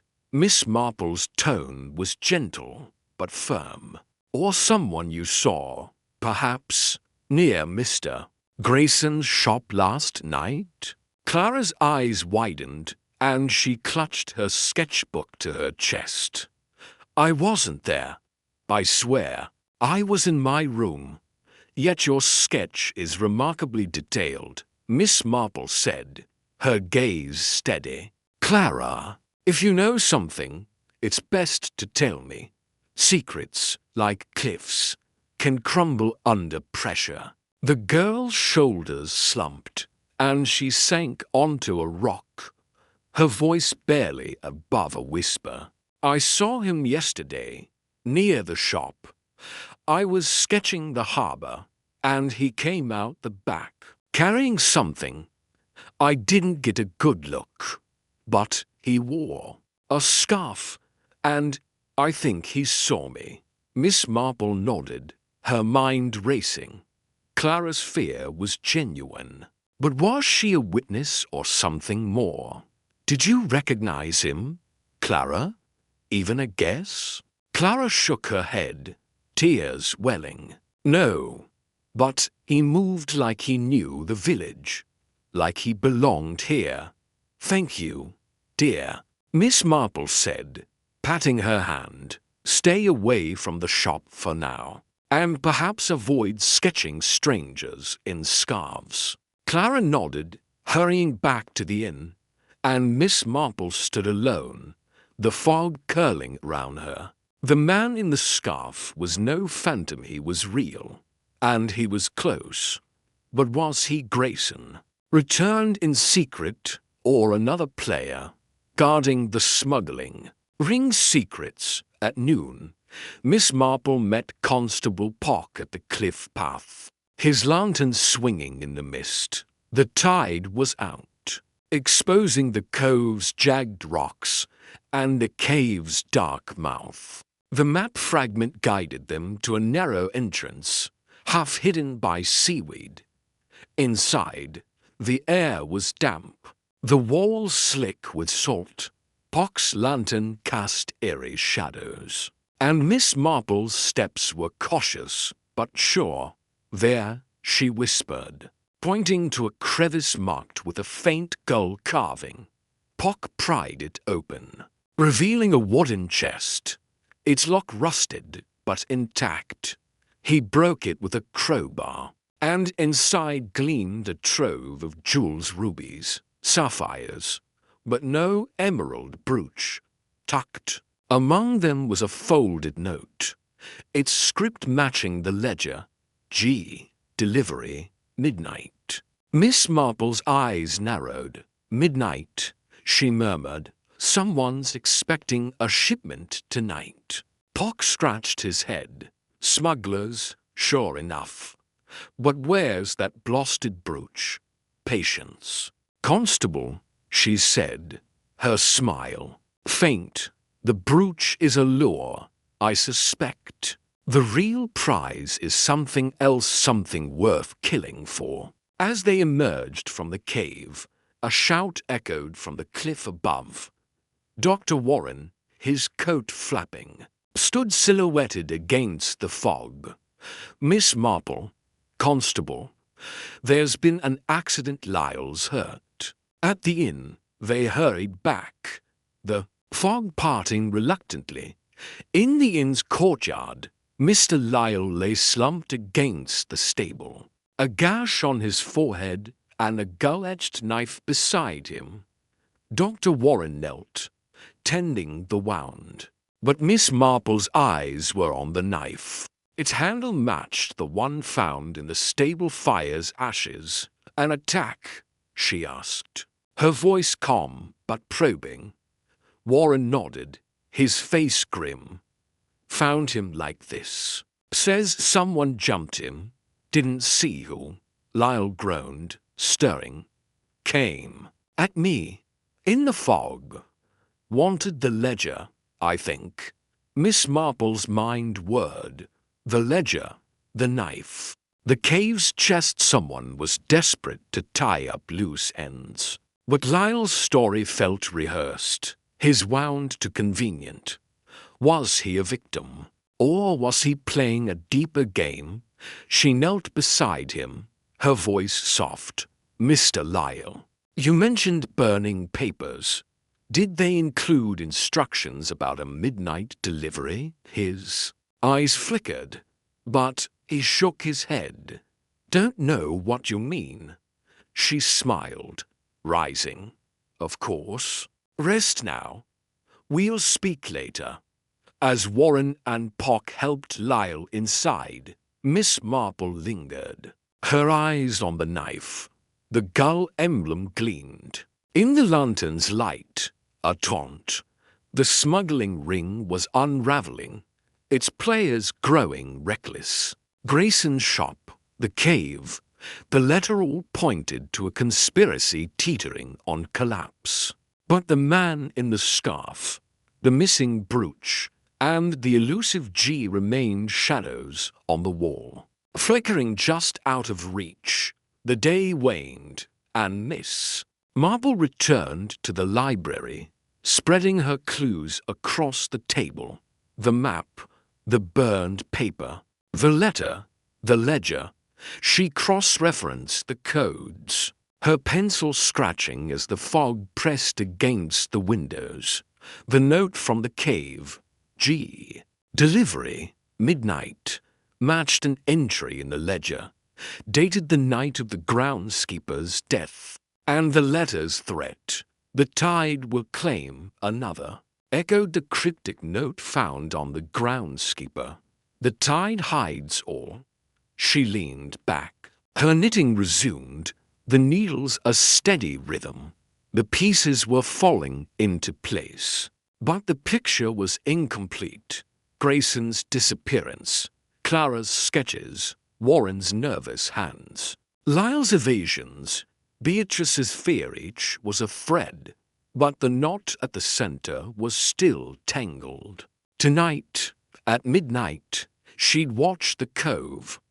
Not alone, of course Spock's lantern would be useful, but her logic, honed by years of unraveling human folly, would be her truest guide. The clock struck 11, and the inn grew quiet. The fog, a silent accomplice. Miss Marple tucked her clues away, her shawl drawn tight. The shadows on the wall were lengthening, but she was ready to step into the light. Chapter 5. The cave's echo. The morning sun hung low over St. Ives Cliff, its light fracturing across the restless Atlantic, casting jagged shadows on the cliffside path where Miss Jane Marple walked. With measured steps, the air was sharp, with salt and the tang of kelp, and the distant gulls wheeled in their ceaseless dance above the churning waves. Her shawl fluttered in the breeze, and her sensible shoes crunched against the gravel as she descended toward the cove. The torn map fragment from Mr. Grayson's ransacked shop tucked securely in her handbag. The village constable, Mr. Phipps, trailed behind, his broad face etched with unease, his truncheon swinging awkwardly at his side. "Miss Marple," he said, puffing slightly as the path steepened, "I don't much like these caves. Folks say they're cursed smugglers' haunts, full of ghosts and secrets. You're sure about this?" Miss Marple's eyes twinkled behind her spectacles, though her expression remained serene. My dear Mr. Phipps, ghosts are merely stories. We tell to explain what we don't yet understand. And secrets, well, those are simply truths waiting for a keen eye to uncover them. The map points us here, and I intend to see what it hides. The map fragment, a scrap of yellowed parchment with a gull's silhouette etched in faded ink, had led them to this rugged stretch of coast where the cliffs plunged into a labyrinth of caves. The tide was low, exposing a narrow strip of shingle that glistened like wet obsidian under the morning light. Miss Marple paused at the mouth of the largest cave, its entrance yawning like the maw of some ancient beast, the air within cool and damp, carrying the faint echo of dripping water inside. The cave walls shimmered with veins of quartz, catching the constable's lantern light in fleeting glints. Miss Marple's fingers brushed the rough stone, her mind turning over the clues that had piled up like driftwood. The groundskeeper's poisoned body, the maid's strangled form, the gull-edged key, the smuggler's cache, and now this map. Each piece was a thread in a tapestry, and she was determined to weave them together. The cave stretched deeper, its passages branching into darkness, and she gestured for Phipps to follow. "Careful now," she said, her voice low but clear. "The map shows a chamber marked with the gull. It's likely hidden, so we must look for signs, carvings, perhaps, or an unnatural seam in the rock." Phipps nodded, though his eyes darted nervously to the shadows. They moved deeper, the air growing heavier, the sound of the sea muffled to a distant murmur. After several turns, Miss Marple's keen gaze caught a faint etching on the wall. A gull, its wings spread, carved into the stone with precision. She pressed her fingers to the carving, and with a soft click, a slab of rock shifted, revealing a narrow passage. "Good heavens," Phipps muttered, his lantern trembling. "How'd you know?" "Observation, Mr. Phipps," she replied, a faint smile tugging at her lips. "People are not so different from caves. They hide their secrets in plain sight. If you know where to look." The passage opened into a small chamber, its floor littered with broken crates and coils of rope. At its center stood a heavy wooden chest, its lid adorned with the now familiar gull emblem, secured with a rusted lock. Phipps set his lantern down and pried at the lock with a crowbar, his face red with effort. With a groan, the lid gave way, revealing a trove of glittering jewels, sapphires, rubies, and pearls, nestled in velvet, but no emerald brooch. Miss Marple's eyes narrowed as she sifted through the contents, her fingers brushing against something soft. She lifted a blood-stained scarf, its delicate embroidery unmistakably Clara Harrow's. Phipps gasped. "That's Miss Clara's. I've seen her wear it at the inn." "You don't think?" "I think," Miss Marple said, folding the scarf carefully, "that we must not leap to conclusions. Blood is a dramatic clue, but it tells us little without context. Let us take this back to the inn and see what Miss Clara has to say." They emerged from the cave as the tide began to creep back, the sea's whisper growing louder. At the Cliffside Inn, the dining room was abuzz with the morning's gossip, guests murmuring about the maid's death and the groundskeeper's cryptic note. Miss Marple found Clara in the garden, her sketchbook open on her lap, her pencil tracing the jagged outline of the cliffs. The young woman's face was pale, her eyes shadowed, As if sleep had eluded her, Miss Clara, Miss Marple said gently, sitting beside her on the stone bench, "I've found something that belongs to you." She held out the scarf, the bloodstains stark against its pale silk. Clara's hands flew to her mouth, her sketchbook tumbling to the grass. "Oh, where did you find it?" "I thought I'd lost it weeks ago. In a cave, locked in a smuggler's chest," Miss Marple said, her tone kind but unyielding. "The same cave where we found jewels, but not your aunt's emerald brooch. Can you explain how it came to be there, stained with blood?" Clara's eyes filled with tears, and she clutched the bench's edge. I didn't kill anyone. Miss Marple, I swear it. I've been hiding in the caves sometimes to get away from Aunt Beatrice. She's so controlling, always watching me, dictating my every move. I lost the scarf there one night, but I didn't know about any chest or blood. You must believe me." Miss Marple studied her, noting the tremble in her voice, the way her fingers twisted together. "I believe you are frightened, my dear, but fear can cloud the truth. Tell me, what were you hiding from in those caves, and why?" Clara hesitated, then spoke in a rush.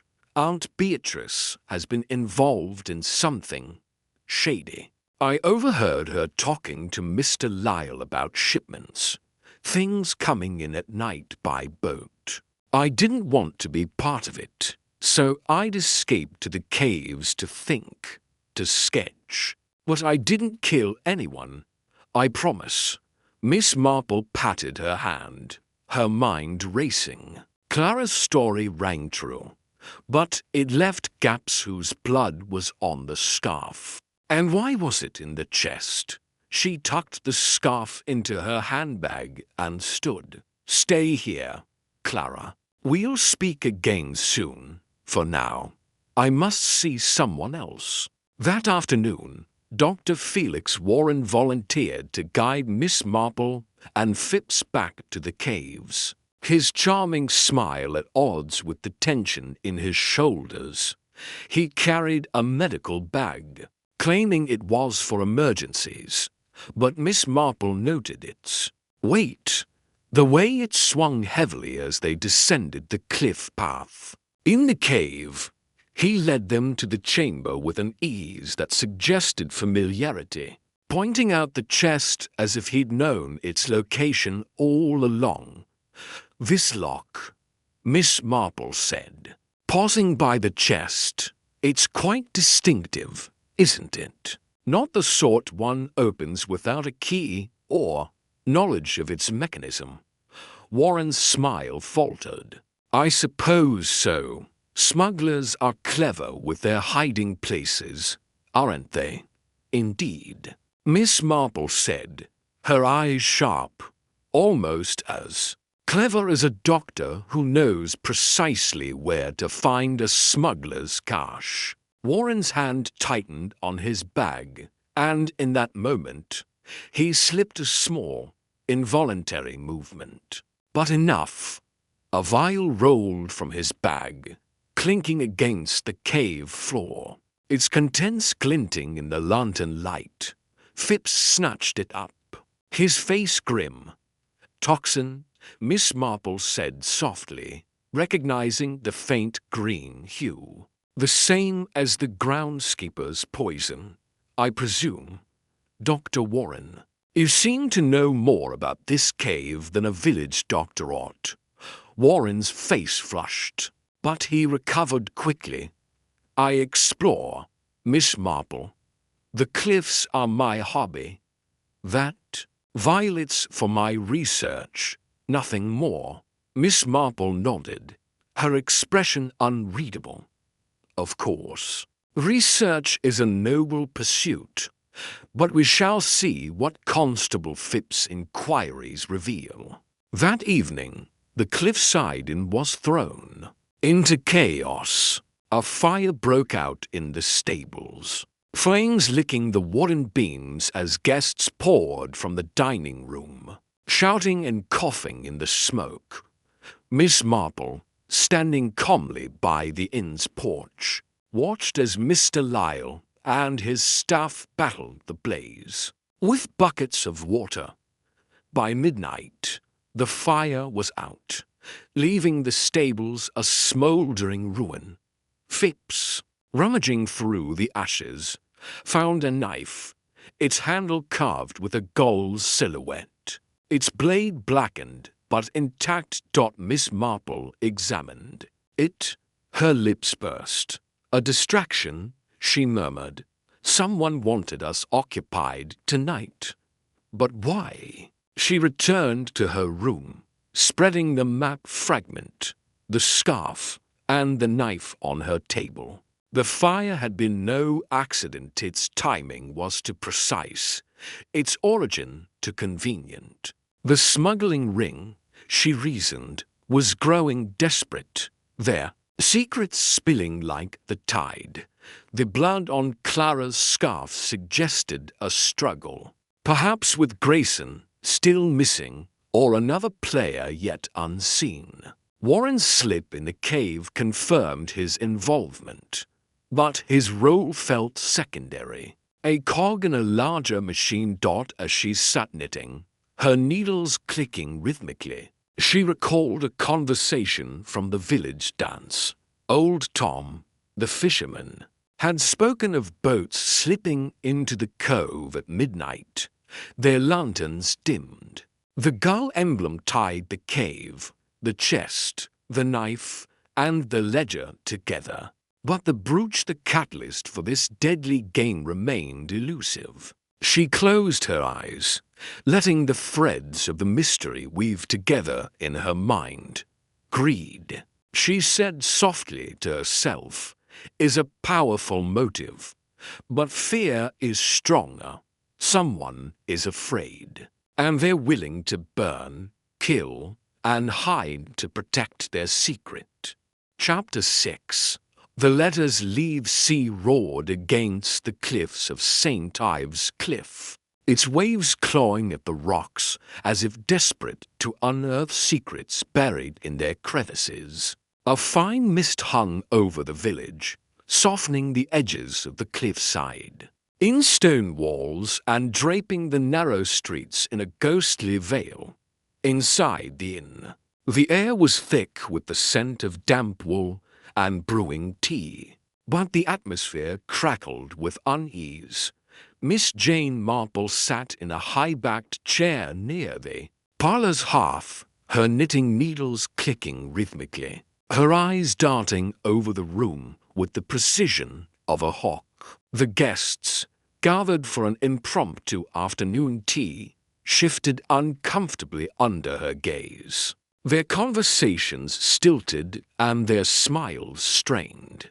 The events of the past days, the groundskeeper's poisoning, the maid's strangling, the discovery of smuggled goods in the attic had cast a pall over the inn. The emerald brooch, still missing, loomed like a spectre in every whispered exchange. Yet the arrival of a new guest, Miss Evelyn Price, had stirred the pot anew. She sat at the edge of the group, her auburn hair pinned neatly under a felt hat, her notebook open on her lap as she scribbled with a fountain pen. She claimed to be a journalist from London, investigating smuggling along the coast. But her sharp questions and darting glances suggested a deeper purpose. Miss Marple's needles paused as she studied Evelyn. The young woman's composure was impeccable to impeccable, perhaps for someone who had stumbled into a village reeling from murder. Her questions about the brooch, posed with casual curiosity at breakfast, had sent Lady Beatrice Harrow into a near faint, her teacup clattering against its saucer. Beatrice, a widow whose haughty demeanor masked a nervous fragility, now sat across the room, her fingers twisting a lace handkerchief. Her niece, Clara Harrow, hovered nearby, her pale face drawn, her sketchbook clutched like a shield. Dr. Felix Warren, the village physician, leaned against the mantel, his charming smile faltering under Miss Marple's scrutiny. And Mr. Lyle, the innkeeper, bustled about, his forced cheer doing little to hide his unease. The fire snapped, sending a shower of sparks up the chimney. Miss Marple set her knitting aside and reached for her teacup, her mind sifting through the threads of the case, the gull-edged key, the smuggler's cache in the cove. The coded ledger found in the attic hall pointed to a smuggling ring operating under the inn's roof. But the murders were no mere collateral damage.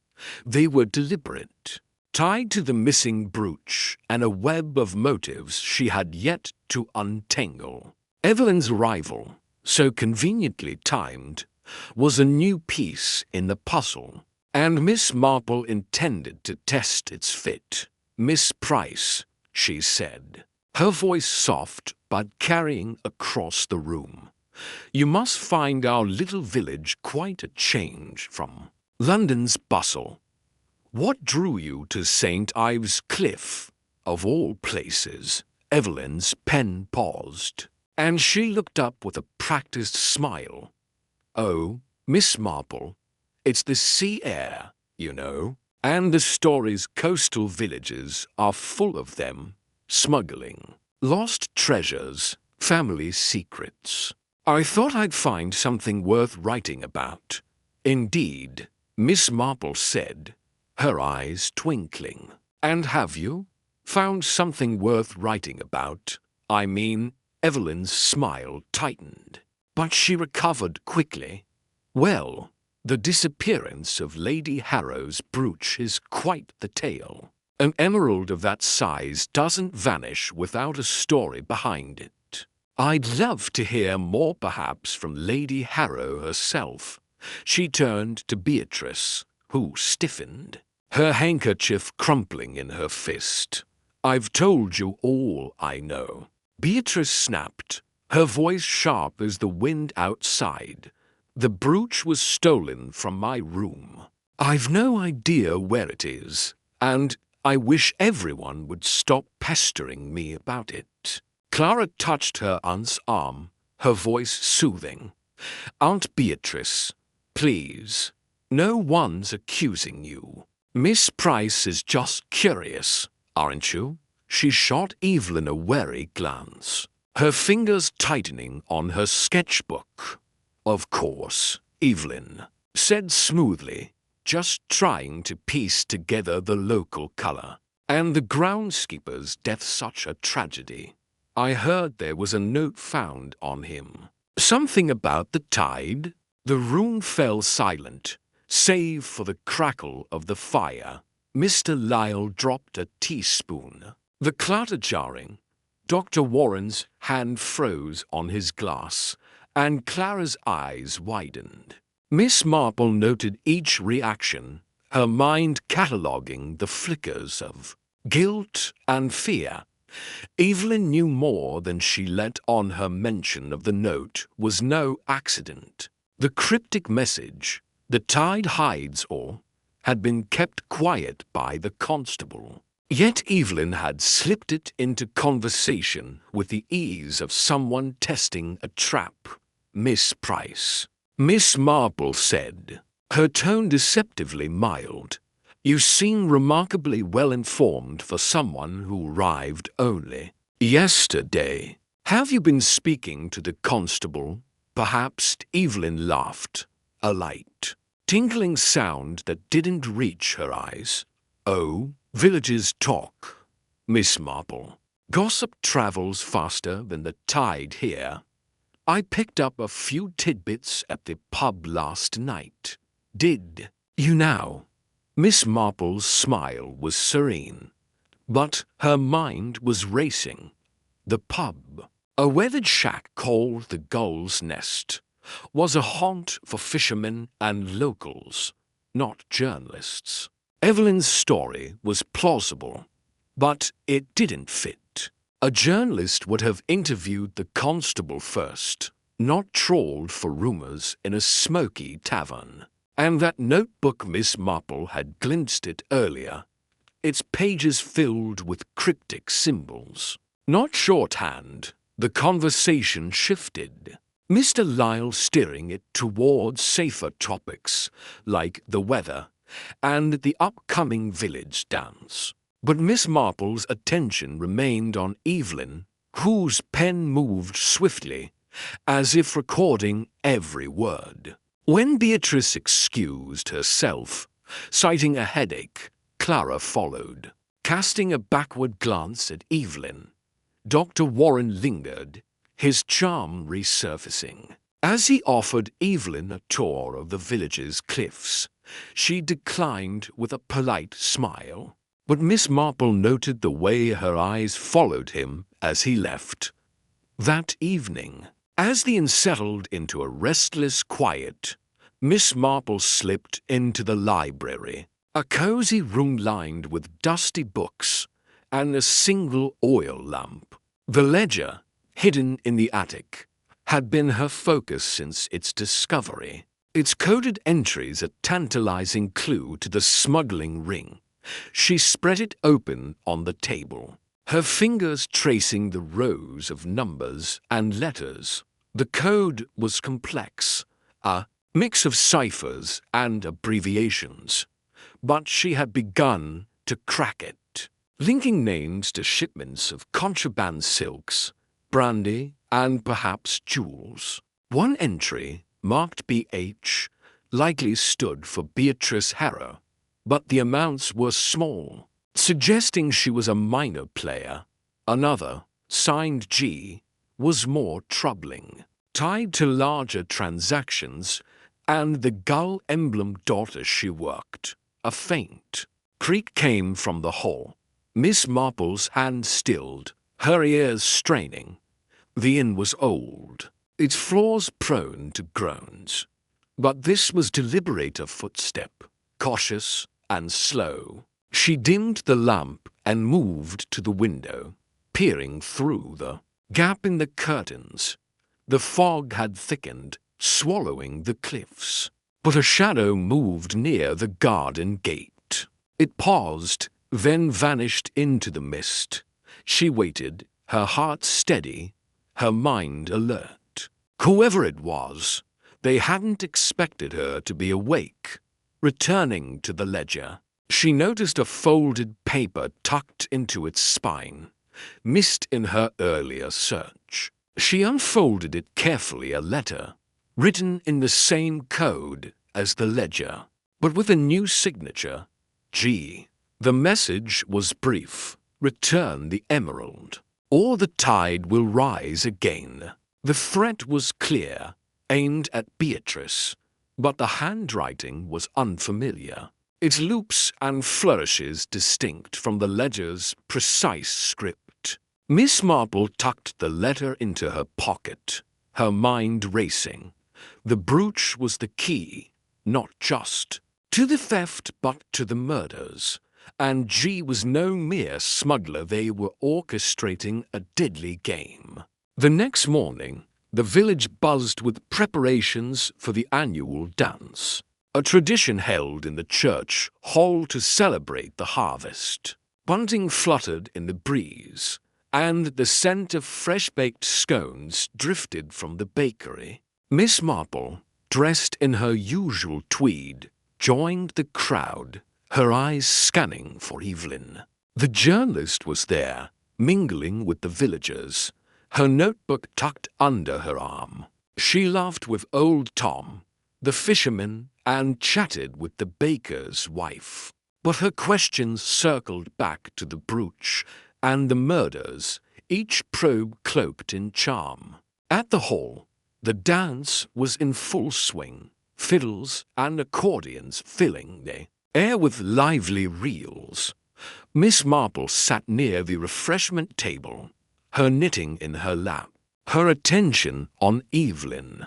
The journalist danced with Dr. Warren, her movements graceful, but her eyes sharp, darting toward the door where Mr. Lyle stood, whispering to a delivery boy, Clara. In a pale blue dress, sketched in a corner, her pencil capturing the whirl of dancers but lingering on Evelyn's face. Beatrice, recovered from her headache, presided over the punch bowl, her smile brittle dot as the music paused. Miss Marple noticed Evelyn slip toward the cloakroom, her notebook left on a chair. Curiosity piqued, she followed, moving silently despite her age. The cloakroom was dim, its racks heavy with coats and scarves.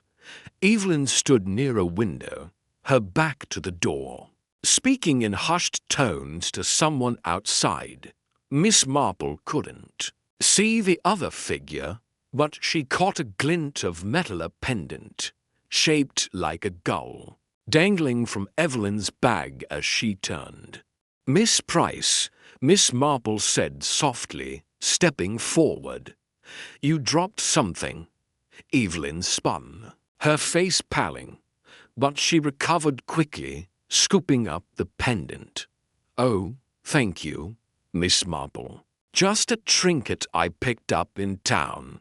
Clumsy. Of me? Quite, Miss Marple said, her smile gentle, but her eyes piercing. It's curious, isn't it? That gold design seems to appear everywhere on keys, in caves, even in ledgers. Evelyn's laugh was strained. A local motif, I suppose. Coastal villages love their symbols. Indeed, Miss Marple said, but symbols often hide truths. Like that letter in Lady Harrow's room, did you know about it? The one demanding. The brooch, Evelyn's hand tightened on her bag, but her voice remained steady. I'm a journalist. Miss Marple, I hear things, but I'm not here to stir trouble, just to tell a story. Miss Marple nodded, letting the moment pass, but her mind was alight. The pendant was no trinket, it matched the smuggler's mark. Evelyn was no mere journalist, and her interest in the brooch was personal. As they returned to the hall, Miss Marple's thoughts turned to the letter. Its code matched the ledger, but its signature, G, was the key. She needed to know who G was, and Evelyn's room was the place to start. Late that night, when the inn was quiet, Miss Marple slipped down the hall to Evelyn's room. The lock was simple, and her hairpin made quick work of it, a trick learned from a mischievous nephew years ago. Inside, the room was tidy, but a locked drawer in the desk caught her eye. With a second hairpin, she opened it, revealing a stack of papers. Among them was the missing page from the ledger, its entries listing Beatrice as a smuggler, alongside larger transactions signed G. But another document, a photograph, stopped her cold. Evelyn, younger, standing beside a man who resembled the missing jeweler, Mr. Grayson, their arms linked, both wearing gull-shaped pins. Miss Marple's heart quickened. Evelyn was Grayson's sister, not a journalist but a player in the smuggling ring, perhaps even G. The letter, the pendant, the coded page all pointed to her orchestrating the brooch's theft to cover a larger scheme. But the murders had she killed to protect her brother, or was she silencing witnesses to her own ambition? The pieces were falling into place. But the puzzle was not complete. As she slipped back to her room, the sea's roar seemed to echo her thoughts. The tide was turning, and the truth was rising. Evelyn Price was no bystander, she was a thread in the web. and Miss Marple's piercing logic would unravel her role before the next storm broke. Chapter 7. The Cliff's confession. Storm came to St. Ives Cliff like a vengeful spirit, its winds howling over the jagged cliffs and rattling the windows of the Cliffside Inn. Rain lashed the slate roofs, and the sea below churned in a fury, waves crashing against the rocks with a roar that seemed to echo the village's unease. Inside the inn's oak-paneled dining room, Miss Jane Marple sat by the fire, her knitting needles clicking with a rhythm as steady as the ticking of a clock. Her sharp eyes, half hidden behind spectacles, darted from guest to guest, noting the tension that hung thicker than the fog outside. The room was crowded tonight, the storm having driven everyone indoors. Lady Beatrice Harrow, her silk shawl draped like armor, sat rigid at the head of the table, her fingers twisting a lace handkerchief. Clara Harrow, her niece, hovered nearby, her pale face betraying sleepless nights, her sketchbook clutched like a talisman. Dr. Felix Warren, ever the charming physician, leaned against the mantel, his smile too bright, his eyes too watchful. Mr. Lyle, the innkeeper, bustled about, refilling teacups with a nervousness that belied his usual calm. And Miss Evelyn Price, the so-called journalist, sat in a corner, her pen scratching notes, her gaze flitting like a moth. The air crackled with unspoken accusations, and Miss Marple, with her quiet presence, was the eye of this storm. She had not been idle since the discovery of the ledger's missing page in Evelyn's room. The coded list, with Beatrice's name, tied to smuggled goods, had shifted the mystery's weight. To deaths the groundskeeper poisoned, the maid strangled pointed to a smuggling ring coiled tight round the inn. The emerald brooch, still missing, was no mere trinket. It was a key, though to what lock? Miss Marple had yet to deduce. Tonight, she intended to set a trap, to let the guilty betray themselves under the pressure of her piercing logic.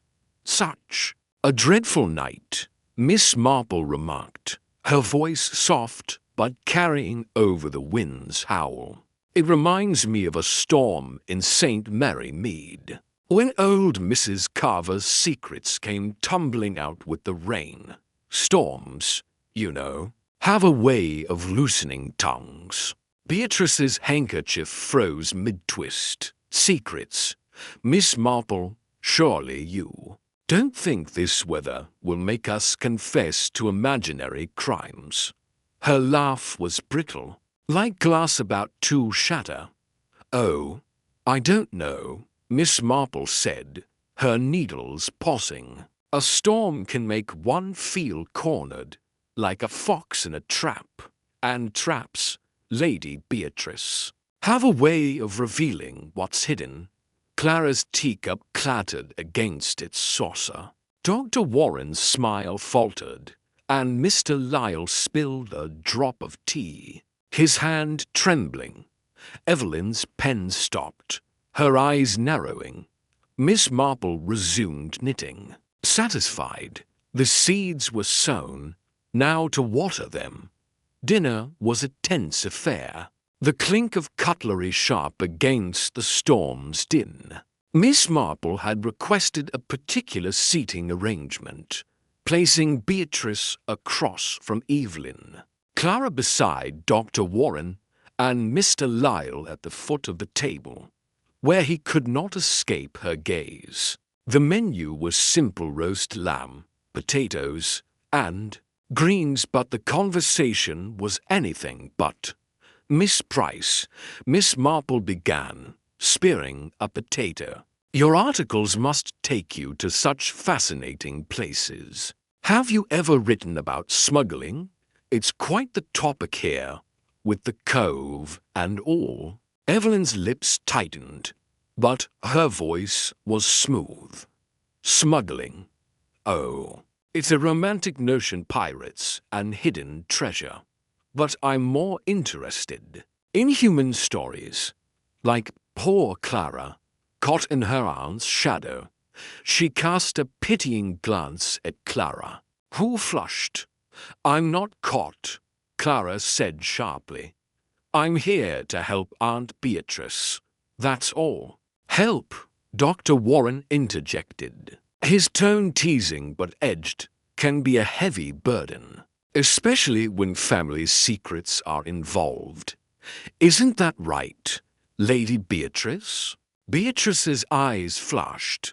My family has no secrets worth mentioning, Doctor. Unlike some, who seem to know everyone's business. Her gaze flicked to Evelyn, then back to her plate. Miss Marple sipped her tea, her mind cataloguing every barb. The ledger had named Beatrice as a smuggler, but her indignation felt genuine. Clara's defensiveness hinted at guilt, yet her sketches of the maid suggested fear, not malice. Evelyn's probing was to calculated, and Warren's charm to practiced. Mr. Lyle, meanwhile, hovered like a man expecting a noose. Speaking of business, Miss Marple said, that ledger I found in the attic was most curious. All those coded entries, goals and tides and numbers. It's almost as if someone was keeping track of something illicit. The room stilled. Mr. Lyle's fork froze halfway to his mouth. Beatrice's knuckles whitened on her glass. Clara's breath hitched, and Warren's fingers twitched, brushing his watch, a silver piece with a faint gull engraving Miss Marple had noticed days ago. A ledger, Evelyn said, her voice airy but strained. Sounds like a dull read. Old accounts, perhaps. Oh, not old, Miss Marple replied. Quite recent, with names and dates. One name stood out, Beatrice Harrow. Quite a sum attached to it, too. Beatrice stood, her chair scraping. This is outrageous. I've done nothing wrong. That ledger is a lie, planted to ruin me. Her voice cracked, and she swayed, clutching the table. Clara rushed to her side. Aunt, please, sit down. Miss Marple, you can't believe. I believe what the evidence suggests, Miss Marple said gently. What evidence can be persuaded? Tell me, Lady Beatrice, who might want to ruin you? Beatrice sank into her chair, her face ashen. I don't know. I've made enemies, perhaps, in my youth, but smuggling, murder, never. Miss Marple nodded, her eyes sliding to Warren. And you, Doctor, you've been so helpful. Yet your medical bag held traces of that rare plant toxin. Curious, isn't it? Warren's smile vanished. I explained that. I study plants for research. I'm no poisoner, of course, Miss Marple said. But your watch such a fine piece. With that gull emblem. It matches the marks on the smuggler's cash. A coincidence, I'm sure. Warren's hand shot to his wrist, covering the watch. A gift, he said quickly, from a patient. I don't know about any goals. The room was a taut wire, ready to snap. Miss Marple leaned back, her trap set. Now, she needed to push harder. After dinner, the guests scattered, pleading headaches or fatigue. But Miss Marple knew they were retreating to lick their wounds. She lingered in the dining room, her knitting a pretext as she watched Mr. Lyle clear the table. His hands shook, and his eyes darted to the door. "Mr. Lyle," she said, "you've been so kind.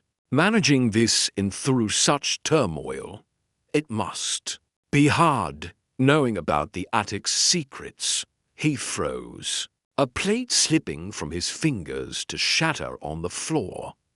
I don't know what you mean, Miss Marple." "Oh, I think you do," she said, her voice soft as velvet. "That locked room, the smuggled goods, the gull marks. You're no fool, Mr. Lyle. You've seen things, haven't you?" He knelt to gather the shards, his voice low. "I've seen nothing, ma'am. I swear it. I just run the inn and burn papers with gull emblems," she said, her eyes locking onto his, "like the one I saw you destroy in the fog." Lyle's face crumpled. It was nothing, just old receipts. "Please, Miss Marple, I'm not involved in murder." "Then help me," she said. "Tell me about the groundskeeper. He worked for you, didn't he?" "Did he ever mention the smuggling?" Lyle hesitated, then whispered. He found something, a box, in the cove. He said it wasn't right, what they were doing. I told him to keep quiet, for his own sake. But then he trailed off, his eyes haunted. Then he was poisoned," Miss Marple finished, "by someone who knew he'd talk." Lyle nodded, tears welling. "I didn't know who to trust." "I still don't." Miss Marple patted his arm. "You've done. Right now, Mr. Lyle, go to bed and lock your door." As he stumbled away, Miss Marple's mind raced. Lyle was a bystander, caught in the web. But Warren's watch and toxin tied him closer to the heart of it.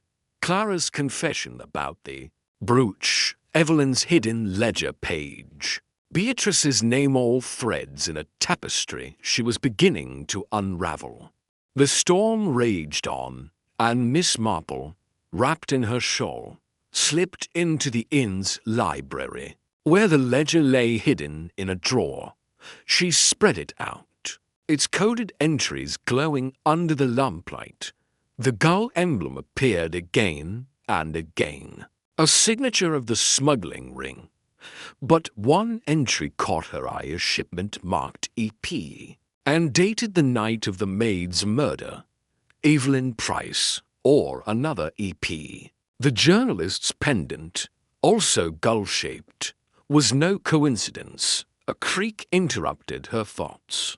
The library door eased open, and Clara slipped inside, her eyes wide with fear. "Miss Marple, I had to find you. I did something terrible, Miss." Marple set the ledger aside. "My dear, sit down. Tell me." Clara's hands trembled as she clutched her sketchbook. "The brooch, I took it. Aunt Beatrice was being blackmailed. Someone sent her letters, threatening to expose her if she didn't pay. I thought if I hid the brooch, they'd stop. I put it in the caves, in a crevice. But now, I think I made it worse. Blackmail." Miss Marple murmured. "And who knew you took it?" "No one," Clara said. "I swear. But Dr. Warren, he saw me near the caves once. He asked what I was doing, and I lied. He looked at me like he knew." Miss Marple's mind clicked like her needles. Warren, always near the heart of things, his toxin, his watch, his questions. "Clara," she said, "go to your room and lock the door. Trust no one tonight." As Clara fled, Miss Marple heard another sound, a soft thump from upstairs. She tucked the ledger under her shawl and crept toward the staircase. Her heart steadied despite the storm's roar. The inn was a maze of secrets, and she was closing in. In the upstairs hall, the air was thick with damp and suspicion. Miss Marple followed the sound to Dr. Warren's room, where the door stood ajar. Inside, Warren knelt by his trunk, rifling through papers. A vial of green liquid, unmistakably the plant toxin, sat on his desk, beside a coded note signed G. Dr. Warren, Miss Marple said, stepping inside. "You're up late." He sprang to his feet, knocking over the vial. It rolled across the floor, stopping at her feet. "Miss Marple, I was just organizing my notes. Research, you know, research," she said, picking up the vial. "This is the same toxin that killed the groundskeeper. And this note, G. Grayson, perhaps, or someone else?" Warren's face paled, his hand twitching toward his watch. "You're mistaken. That's just medicine. And the note, I don't know anything about it." Miss Marple held his gaze. "Your watch, Doctor. A gull emblem, like the smuggler's mark. And your bag, your knowledge of the caves, your questions. You're no mere bystander." He stepped closer, his voice low. "You're meddling in things you don't understand, old woman. Leave it alone, or you'll regret it." Miss Marple smiled faintly. "I've heard such threats before, Doctor. They never end well for the threatener." A crash of thunder shook the inn, and Warren lunged for the note. Miss Marple stepped aside, nimble despite her age, and he stumbled. She slipped the note into her pocket and backed toward the door. "Good night, Doctor. I suggest you stay in your room." The storm reached its peak as Miss Marple returned to the dining room, where she'd called the guests to gather. The constable, a sturdy man named Hargreaves, stood by the door, his presence a quiet threat. Beatrice, Clara, Evelyn, and Lyle filed in, their faces a mix of dread and defiance. Warren entered last, his eyes avoiding Miss Marple's. "Ladies and gentlemen," Miss Marple began, standing by the fire, "this storm has brought more than rain. It's brought truth to light. The ledger, the toxin, the gull marks, they point to a smuggling ring centered here at the inn, and to murders to keep it hidden." Beatrice gasped. "You can't mean—" "I do," Miss Marple said. "Lady Beatrice, your name is in the ledger, tied to smuggled goods. But I believe you're a pawn, not a queen. Someone used your wealth, your name, to fund this operation." Beatrice's eyes filled with tears. I took loans, years ago, from men I shouldn't have trusted. They promised easy money. I didn't know it was smuggling until the groundskeeper died." Clara clutched her aunt's hand. "I told you, Aunt. I took the brooch to stop them. I thought it would end the blackmail." Miss Marple nodded. "And you, Dr. Warren, played a darker role. The toxin in your bag, the gull on your watch, the note in your room. You're the ring's enforcer, aren't you? Poisoning, strangling, whatever it took to keep the secret." Warren's jaw tightened. "You have no proof." "Oh, but I do," Miss Marple said, producing the note. "This, signed G, orders the maid's death, and your watch betrays you. A gift, you said? From the syndicate, I wager." The room erupted. Beatrice sobbed, Clara gasped, Lyle shrank back, and Evelyn stood, her face a mask. "This is nonsense," Evelyn said. "You're accusing without evidence." Miss Marple turned to her. "And you, Miss Price, or whatever your name is, your pendant, your ledger page. Your questions, you're no journalist. But we'll come to you soon." "Enough," Hargreaves stepped forward. "Dr. Warren, you'll come with me. We'll search your room properly now." Warren's hand twitched, but he nodded, his face a storm of its own, as Hargreaves led him away. Miss Marple sat, her knitting resumed. The trap had caught one fish, but the bigger one, the silent partner, still swam free. Evelyn's cool demeanor, the EP in the ledger, the gold pendant, they pointed to her. But Miss Marple needed more. The night was young, and the storm was far from over. Chapter 8. The smuggler's fourth night was a tapestry of shadows, woven with the restless whispers of the Atlantic as it clawed at the cliffs of St. Ives Cliff. The village, nestled in its precarious embrace between sea and sky, seemed to hold its breath, as if sensing the storm that brewed not just in the heavens, but in the hearts of its inhabitants.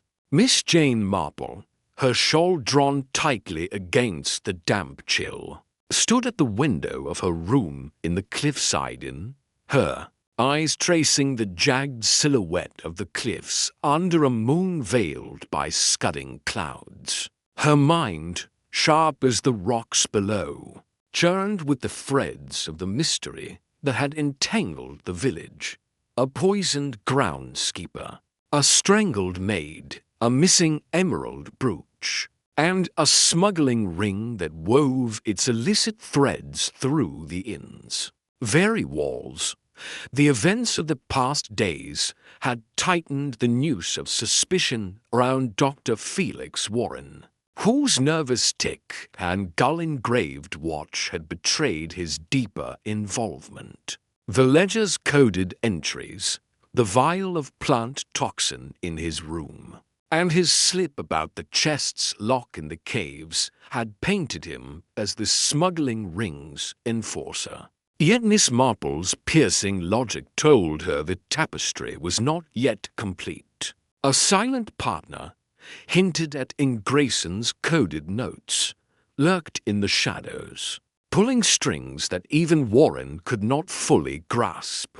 The emerald brooch, still missing, was no mere trinket, but a key, perhaps literal, perhaps symbolic to the syndicate's secrets.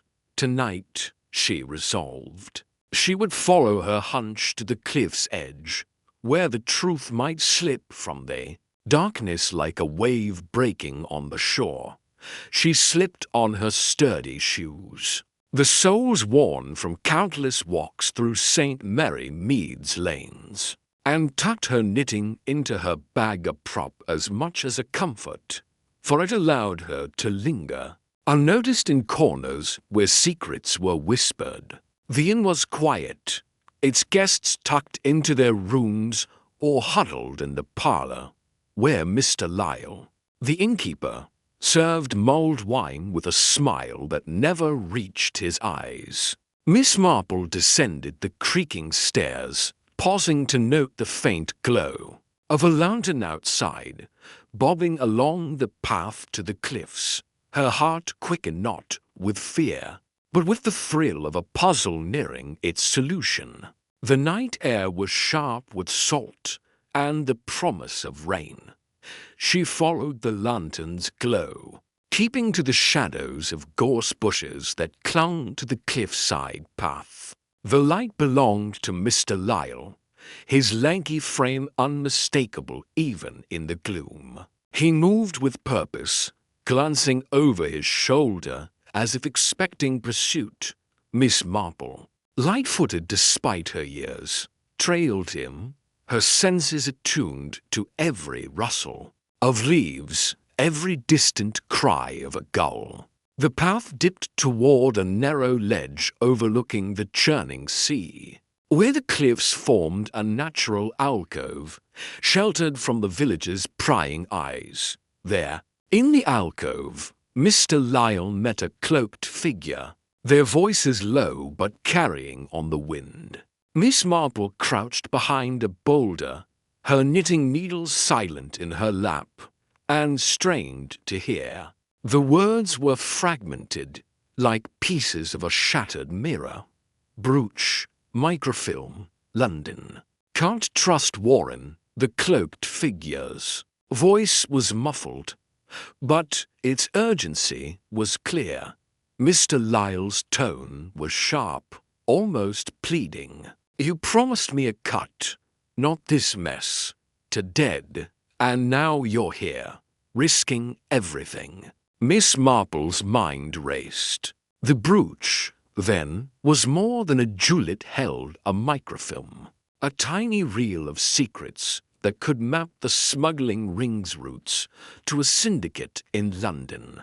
But who was this cloaked figure? Not Warren, for he was under the constable's watch. At the inn, not Evelyn Price, whose sharp journalists' questions had marked her as an outsider.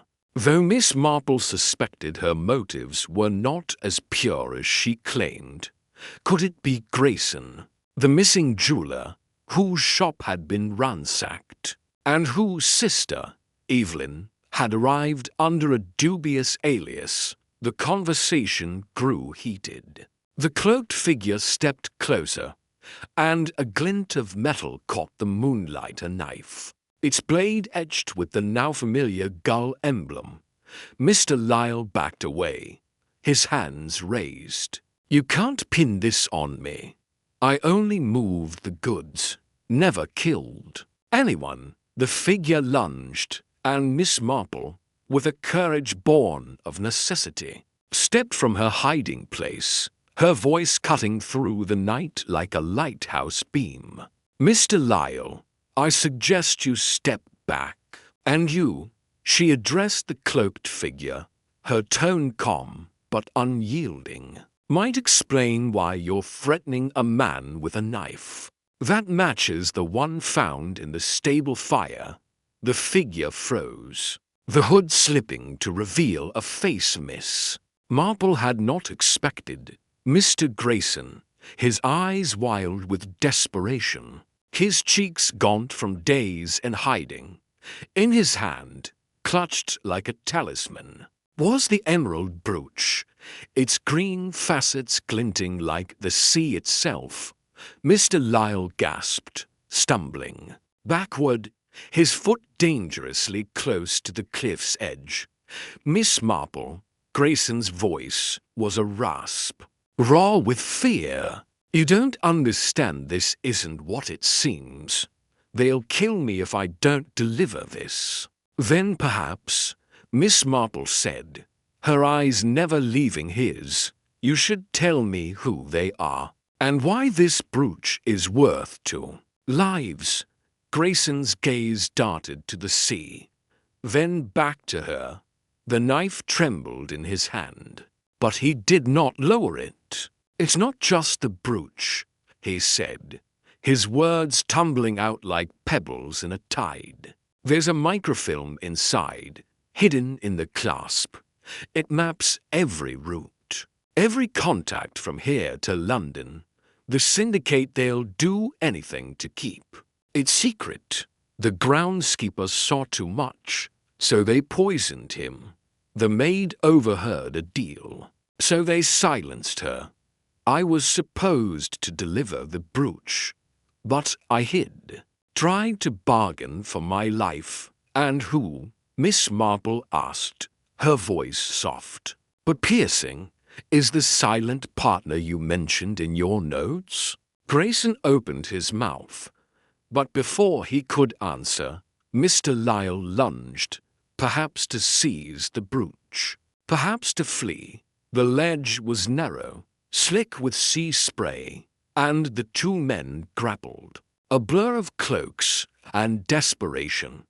Miss Marple stepped back, her heart pounding, as Grayson's knife flashed.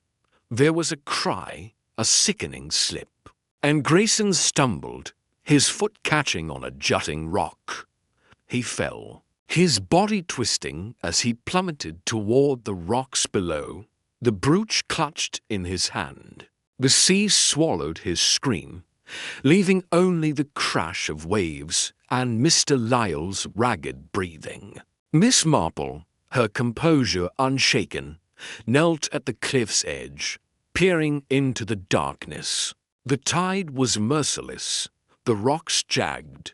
Grayson's body lay broken below, the brooch still in his grasp, its green gleam a mocking beacon against the foam. She turned to Mr. Lyle, who stood trembling, his face pale as the moonlight.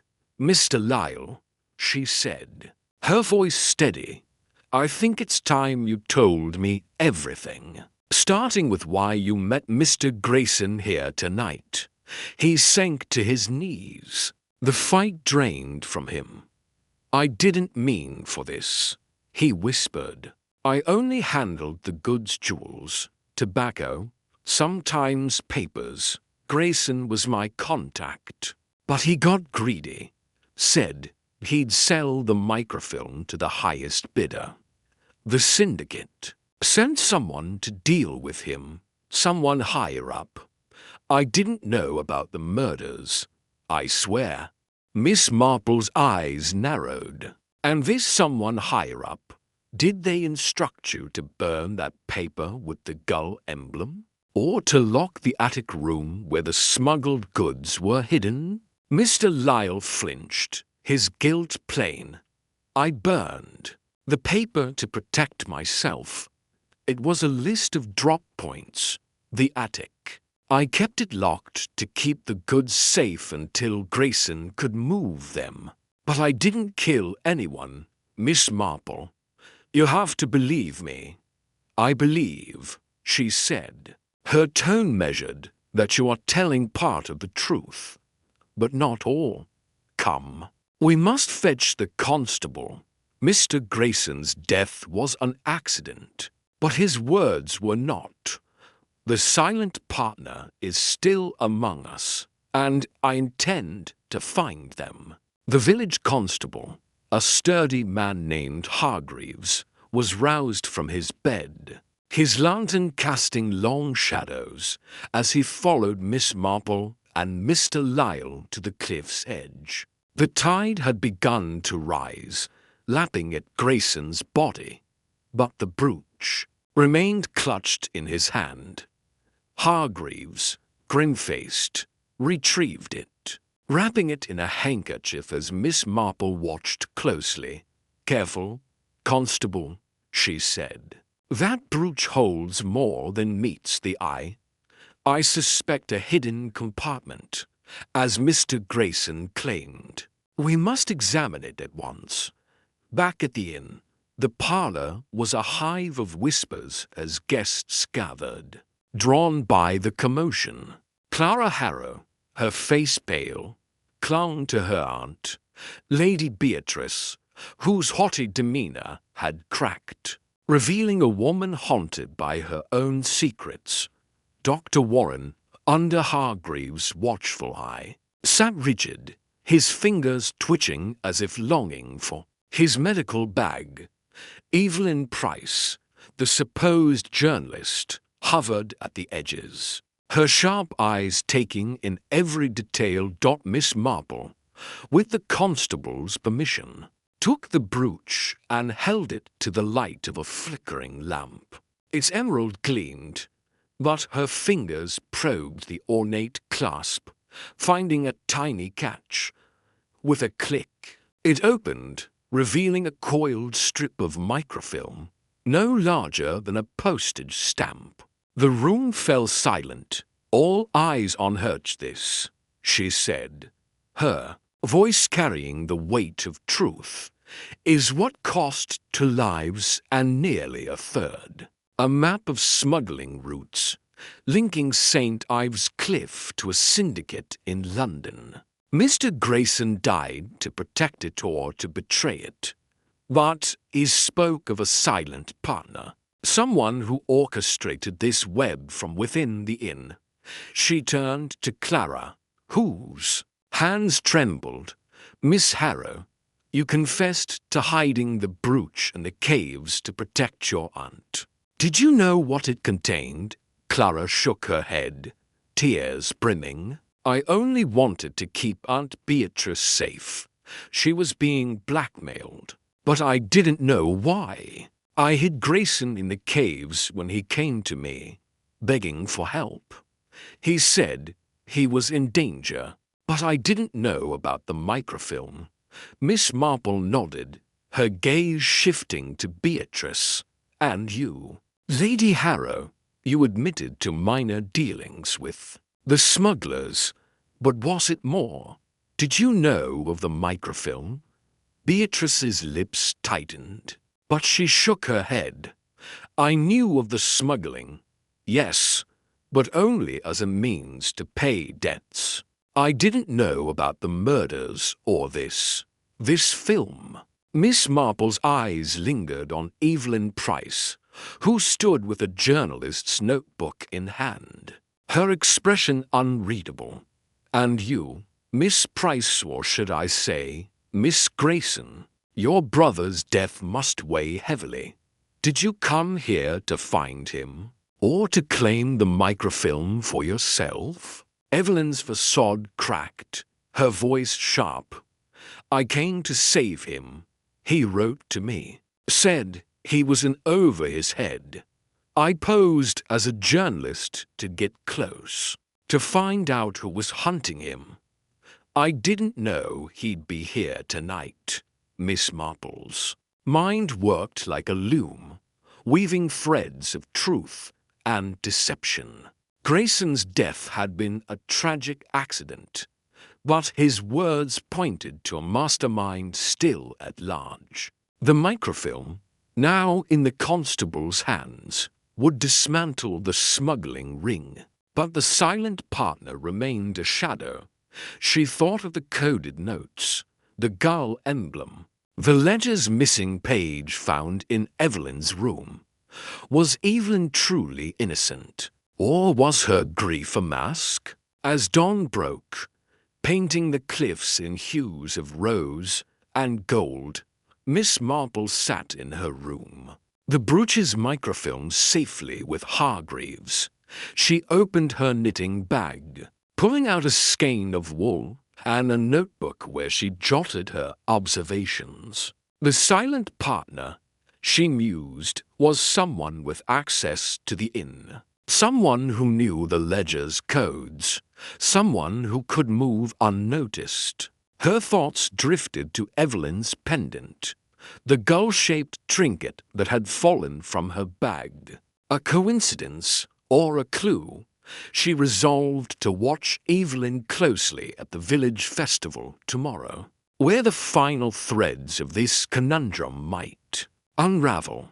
For now, Grayson's fall had exposed the smuggling ring's scope, but the heart of the mystery, the silent partner, remained just out of reach. A shadow on the cliff waiting for Miss Marple's light to reveal it. Chapter 9. The silent partner. Morning sun hung low over St. Ives Cliff, casting a golden sheen across the village square, where preparations for the annual Sea Harvest Festival were in full swing. Colorful bunting fluttered between lampposts, and the briny scent of the Atlantic mingled with the aroma of freshly baked scones. From Mrs. Tuttle's bakery, children darted through the crowd, clutching kites shaped like gulls, while fishermen hauled nets to display their finest catches. Yet beneath the festive hum, a tension lingered, a shadow cast by the murders, the smuggling ring, and the elusive emerald brooch that had unraveled so many lives. Miss Jane Marple sat on a weathered bench near the harbor, her knitting needles clicking rhythmically as she observed the villagers. her eyes, sharp behind her spectacles, missed nothing. The way Mrs. Tuttle's hands trembled as she handed out pastries, the furtive glance old Tom the fisherman shot toward the Cliffside Inn, and the forced smile on Clara Harrow's face as she helped string lanterns. The village was a tapestry of secrets, and Miss Marple was close to stitching its final threads together. The silent partner, the mastermind behind the smuggling ring and the murders, remained at large, and she was certain the answer lay among the inn's guests. Her thoughts returned to the coded notes, the gull emblem, and the microfilm hidden in the emerald brooch. The ledger's pages, now fully deciphered, had revealed a London syndicate with tentacles reaching into St. Ives Cliff. But the name G haunted her. Grayson, the jeweler, had been a pawn, not the mastermind. His death on the cliffs proved that. Dr. Felix Warren, now under lock and key, was the enforcer. His medical knowledge twisted to deliver poison. But someone else had pulled the strings. Someone cunning enough to hide in plain sight. Miss Marple's gaze settled on the inn, its whitewashed walls gleaming under the morning light. Evelyn Price, the so-called journalist, was the key, or so her instincts whispered. The cliffside Inn buzzed with activity as villagers streamed in for the festival's opening tea, a tradition where the inn's grand parlor was transformed into a communal hub. Miss Marple entered quietly, her shawl draped over her shoulders, and took a seat near the fireplace. The room was alive with chatter, the clink of teacups, and the rustle of festival programs. Beatrice Harrow, pale but composed, presided over the tea table, her emerald-less brooch pin replaced by a modest pearl.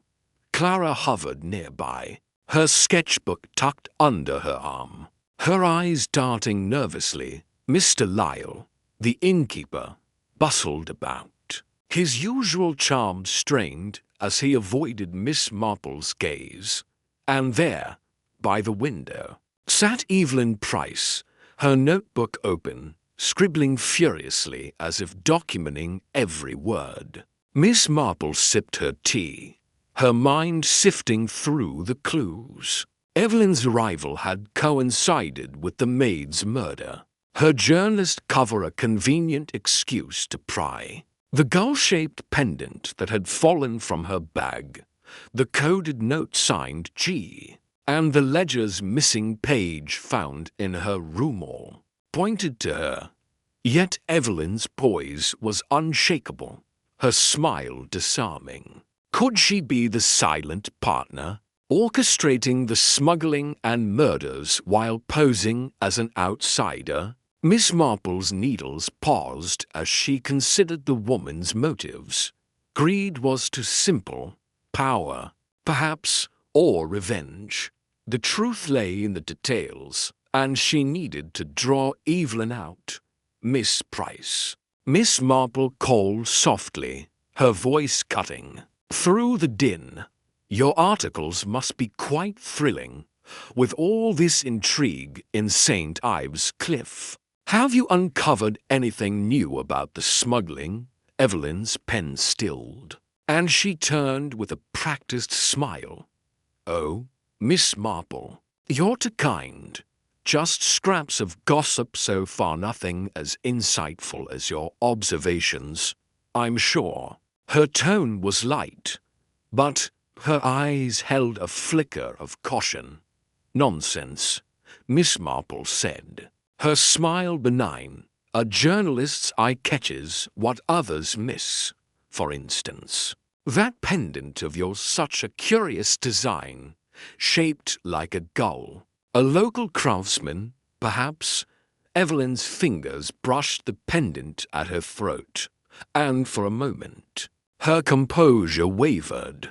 A gift, she said quickly, from a friend in London.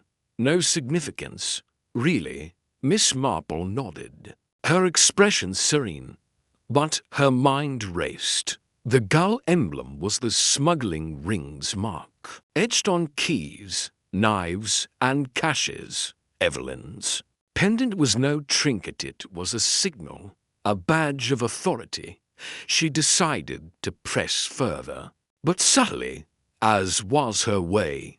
London, you say? I've a friend there, Mrs. Bantry, who's quite fond of jewellery. She'd adore a piece like that. Might I ask your friend's name? Perhaps I could recommend a jeweller. Evelyn's smile tightened. I'm afraid I don't recall. It was ages ago. She snapped her notebook shut and rose. Excuse me. I must speak with Mr. Lyle about the festival schedule.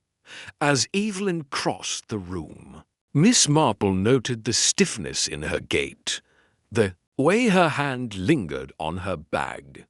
She was rattled, and that was enough for now. Miss Marple turned her attention to Clara, who was arranging flowers at the tea table. The girl's hands shook, and her sketchbook lay open, revealing a new drawing, a cliffside scene with a cloaked figure holding a gull-edged knife. The image was striking, almost prophetic, and Miss Marple wondered if Clara's art was more than expression, if it was a confession. Clara, dear, Miss Marple said, approaching her, your sketches are remarkable. This one, with the cloaked figure, it's quite vivid. Does it tell a story? Clara flinched, closing the book. It's just imagination, Miss Marple. I draw what I feel. Of course, Miss Marple said gently, but feelings often hold truth. You've been through so much, with your aunt and the brooch. If there's anything you'd like to share, I'm here. Clara's eyes filled with tears, but she shook her head. I've told you everything. I hid the brooch to protect Aunt Beatrice, but I didn't hurt anyone. I swear it. Miss Marple patted her hand, her touch reassuring, but her mind alert. Clara's fear was genuine, but her sketches suggested she'd seen more than she admitted. The cloaked figure matched Grayson's description from the night of his fall, and the gull-edged knife was no coincidence. Clara was a witness, perhaps unknowingly, and Miss Marple needed to protect her while unraveling the truth. That afternoon, the festival spilled onto the cliffs, where stalls lined the path and a fiddler played a lively tune. Miss Marple wandered among the crowd, her parasol shielding her from the sun, her eyes scanning for Evelyn. The journalist was at a stall, examining a display of carved gull figurines, her notebook tucked away. Miss Marple approached, her steps deliberate. These carvings are charming, she said, picking up a figurine. They remind me of the marks we've seen around the village. Symbols carry such weight, don't they? Like a signature. Evelyn's jaw tightened, but she nodded. They're just trinkets, Miss Marple. The villagers love their traditions. Indeed, Miss Marple said, but traditions can hide secrets. I once knew a woman in St. Mary Mead who used a rose emblem to mark her letters. It turned out she was signaling her accomplices. Symbols are rarely innocent. Evelyn laughed, a brittle sound. You have a vivid imagination. I should hire you for my next story. Miss Marple smiled, undeterred. Oh, I'm too old for that, dear. But I do wonder about your stories. You arrived just as the maid was killed, and your questions about the brooch have stirred quite a storm. Are you sure you're only here for a story? Evelyn's eyes narrowed, and for a moment, Miss Marple saw the steel beneath her charm. I'm a journalist, Miss Marple. I follow leads. If you'll excuse me, I have a deadline. As Evelyn walked away, Miss Marple noted the way she clutched her bag, as if guarding something precious, the microfilm, perhaps, or another clue. She decided it was time to act. The silent partner had to be exposed before the festival's end, before another life was lost. Back at the inn, Miss Marple enlisted the village constable, Mr. Pock, a sturdy man with a slow but reliable mind.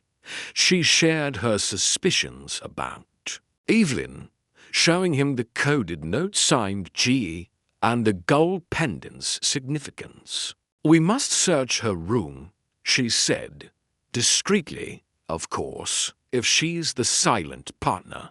She'll have evidence, perhaps the microfilm's duplicate, or more coded messages. Pock hesitated. Miss Price seems respectable, ma'am. Accusing her without proof could cause trouble. Proof is what we seek, Miss Marple said firmly. But we must be quick. She's clever, and she's nervous. A nervous criminal. Makes mistakes, but also dangerous ones. Reluctantly, Pock agreed, and they waited until Evelyn joined the festival's evening dance at the village hall. Under the guise of fetching a shawl, Miss Marple led Pock to Evelyn's room on the inn's second floor. The door was locked, but Miss Marple, with a hairpin and a knack learned from a mischievous nephew, picked it open. Inside, the room was tidy, almost to perfect, with no personal touches save a locked suitcase under the bed. Pock forced the lock, revealing a trove of documents, coded letters, a map of the Cliffside caves, and a photograph of Evelyn with a man in a London alley, his face obscured, but his watch bearing a gull emblem. Miss Marple's heart quickened. "This is it," she whispered. "She's not just a journalist. She's the syndicate's eyes here." But the most damning find was a small notebook, its pages filled with names. Grayson, the groundskeeper, the maid, all marked with a gull symbol and dates matching their deaths. Beside Evelyn's name was a title, Director. Miss Marple's lips pursed. The silent partner wasn't silent anymore.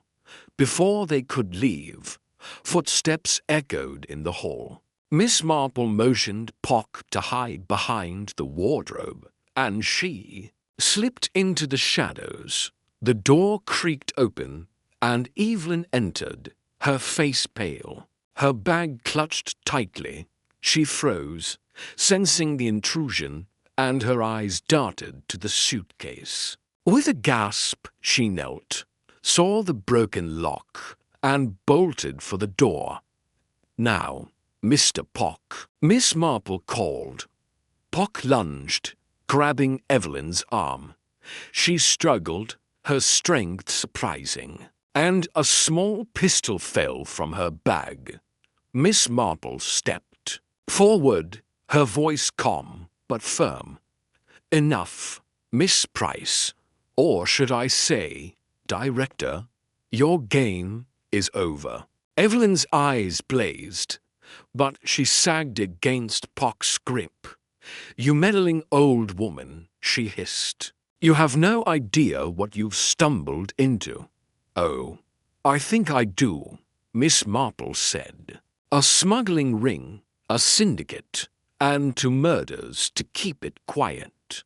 The brooch was a clever distraction, wasn't it? The microfilm was the real prize." Evelyn's laugh was bitter. "You're clever, I'll give you that. But you're too late. The syndicate will go on. With or without me, Miss Marple shook her head. Not if we have the microfilm. And we will.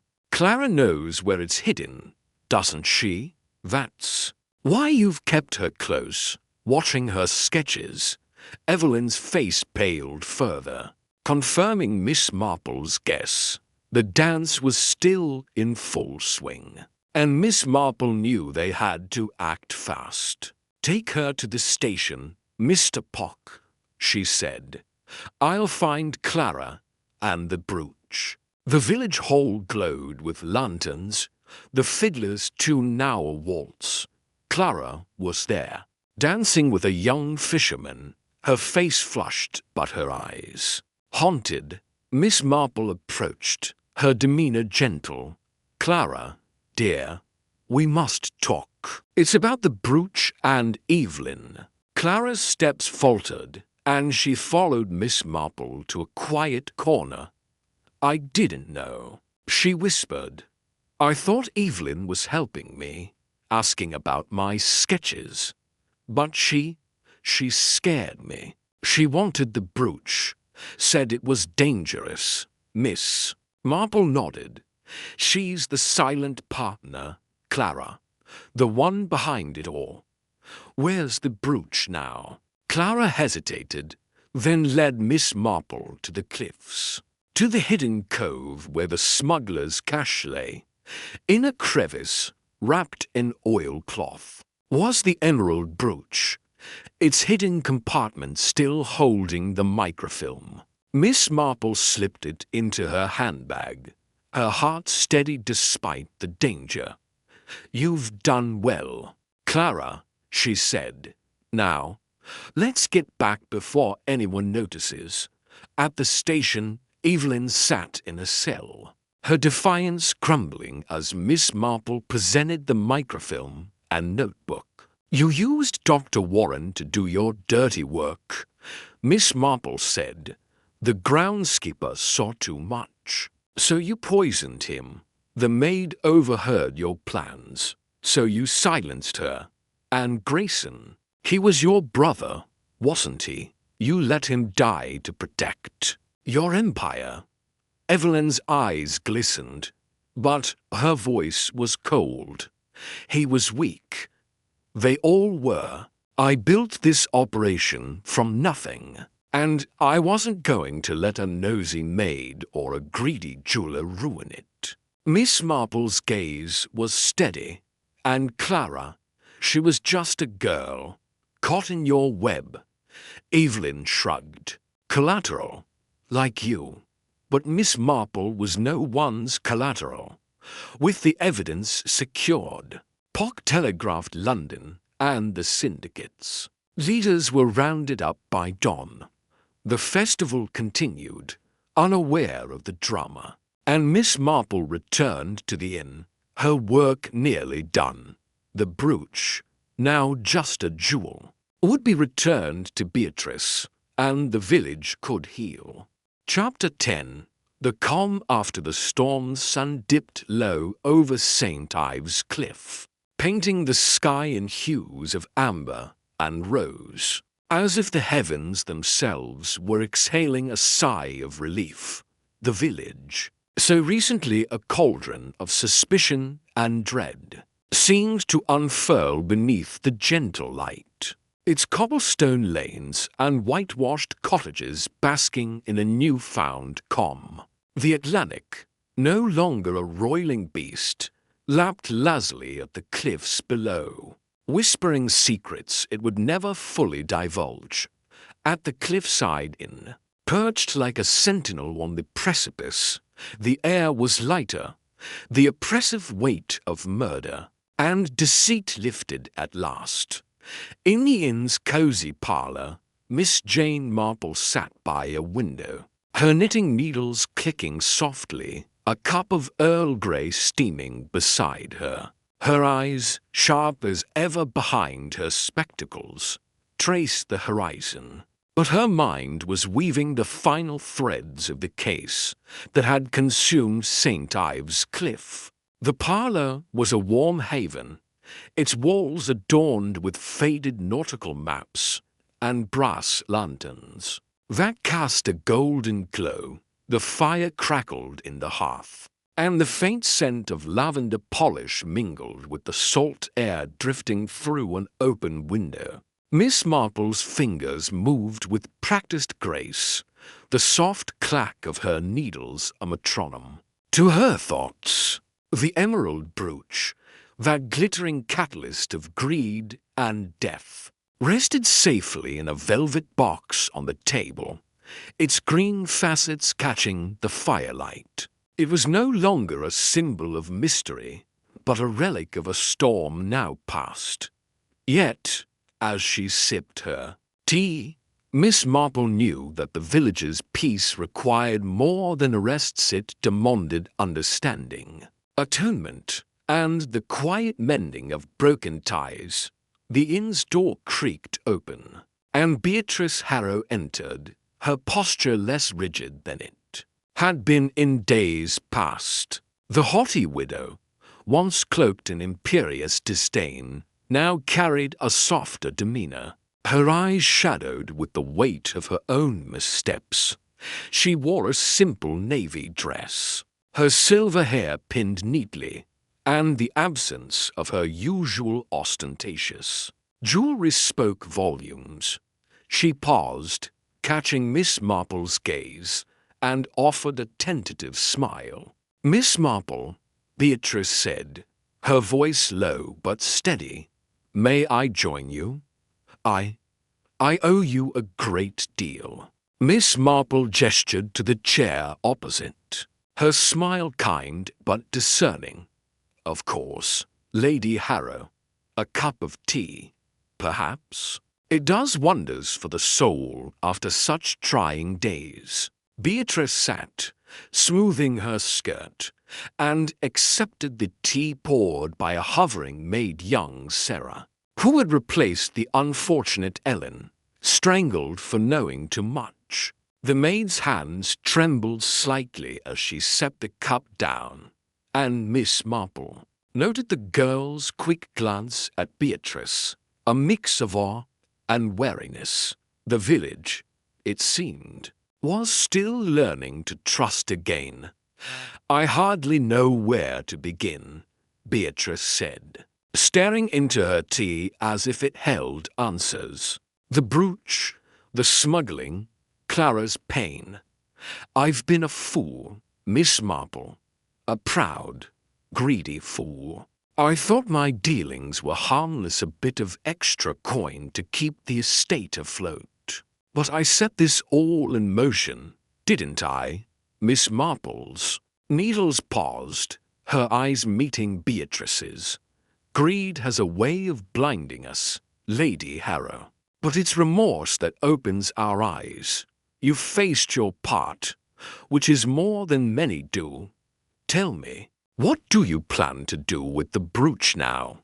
Beatrice's fingers tightened around her cup. "Sell it? Every penny will go to a charity for the villager fund for the school, perhaps, or the fishermen's widows. I want no part of that cursed thing. Clara deserves a fresh start, and so does St. Ives Cliff." Miss Marple nodded, her expression unreadable but approving. "A wise choice. The village will heal faster with such generosity. And Clara, how does she fare?" Beatrice's face softened, a rare vulnerability surfacing. "She's stronger than I gave her credit for. She's talking of studying art in London, says she wants to capture beauty, not secrets, from now on.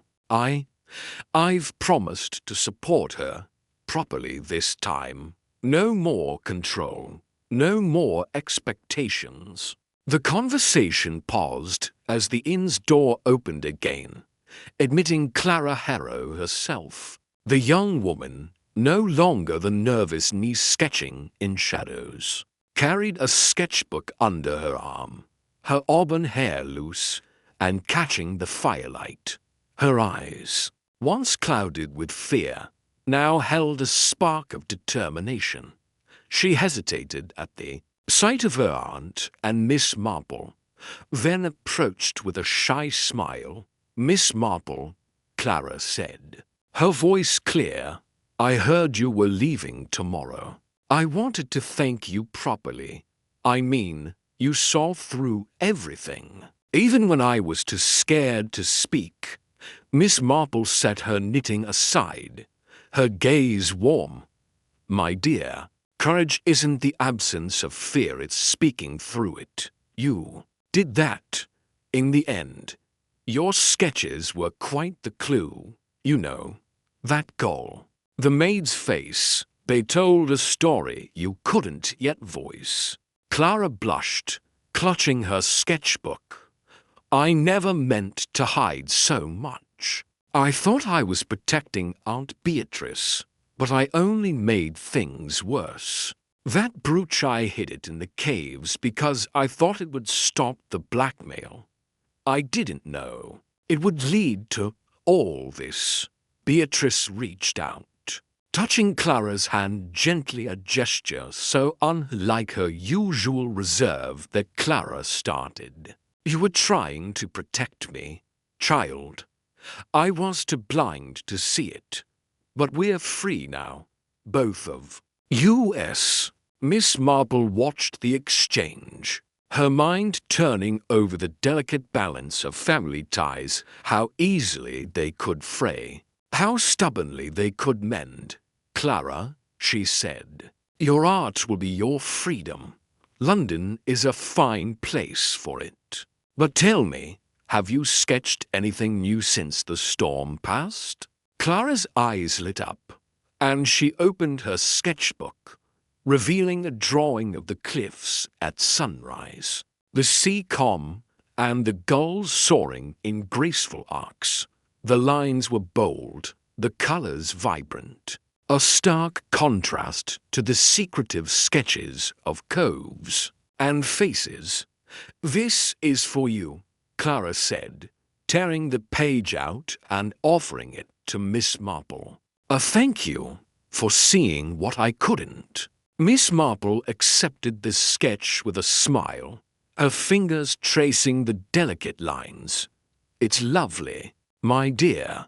A reminder that beauty endures, even after the darkest storms." The parlor door swung open once more, and Mr. Lyle, the innkeeper, entered, his face less guarded than it had been in days past. His once secretive demeanor had softened since his minor role in the smuggling ring was exposed and forgiven, thanks to Miss Marple's insistence that he was no murderer. He carried a tray of scones, their warm, buttery scent filling the room, and set it down with a sheepish grin. "Miss Marple," he said, "I've no right to ask for your company after all that's happened, but I'd be honored if you'd try these.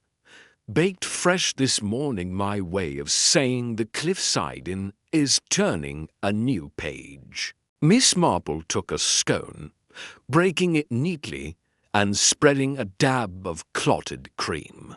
"Mr. Lyle, a good scone can mend many a rift. You've a fine in here, and with a bit of honesty, it'll be finer still. Tell me, how are the villagers taking to the news?" Lyle sighed, leaning against the table. "It's a mixed bag, if I'm honest. Some are relieved old Tom's been telling everyone the fishing boats are safer now, with the smuggling ring gone. Others, well, they're wary. Trust is a fragile thing, isn't it? But I'm rebuilding, one guest at a time. No more locked attics, I promise." Miss Marple chuckled softly, her eyes twinkling. "A wise policy, Mr. Lyle. Secrets have a way of festering, but sunlight cures most ills." The conversation turned to the village's future, and as the afternoon waned, others drifted into the parlor. Old Tom, the fisherman, arrived with a weathered smile, his pipe sending curls of smoke toward the ceiling. He regaled them with tales of the sea, his voice rough but warm, and Miss Marple listened with genuine interest, noting how his stories wove the village's history into the present calm. Sarah, the maid, lingered at the edges, her earlier wariness replaced by a quiet confidence as she served tea and joined in the laughter. As the sun sank lower, casting long shadows across the parlor, Miss Marple's thoughts turned to Evelyn Price and Dr. Felix Warren, now in custody, awaiting trial in London. Evelyn, the silent partner, had orchestrated the murders with chilling precision, using Warren as her pawn. The emerald brooch, a glittering decoy, had distracted from the microfilm hidden within a map of smuggling routes that could have enriched a London syndicate for years. Miss Marple had unraveled it all, her logic piercing the fog of lies like a lighthouse beam. Yet, as she sipped her tea, she felt no triumph, only a quiet satisfaction that justice had prevailed. Miss Marple, Beatrice said, breaking the comfortable silence, "How do you do it? See through people. I mean, I've known Clara all her life, yet I missed her pain." You saw it in days. Miss Marple's needles resumed their rhythm, her voice gentle but firm. People are like your cliffs, Lady Harrow, worn by time, shaped by hidden currents. I simply watch, listen, and remember that no one is ever quite what they seem. A glance, a hesitation, a choice of words. They tell stories, if you know how to read them. Clara leaned forward, her sketchbook forgotten. But weren't you ever afraid? The caves, the fire, Evelyn. It was dangerous. Miss Marple's eyes crinkled with amusement. My dear, at my age, fear is a tiresome companion. I find curiosity far more useful. Besides, a village like St. Ives Cliff is no different from my own St. Mary Mead, full of hearts. Some kind, some greedy, all human. Understanding them is my protection. The room fell quiet, the weight of her words settling over them like the evening mist. Outside, the gulls called, their cries softer now, as if mourning the secrets they'd once guarded. The village was healing, its wounds bound by truth and time.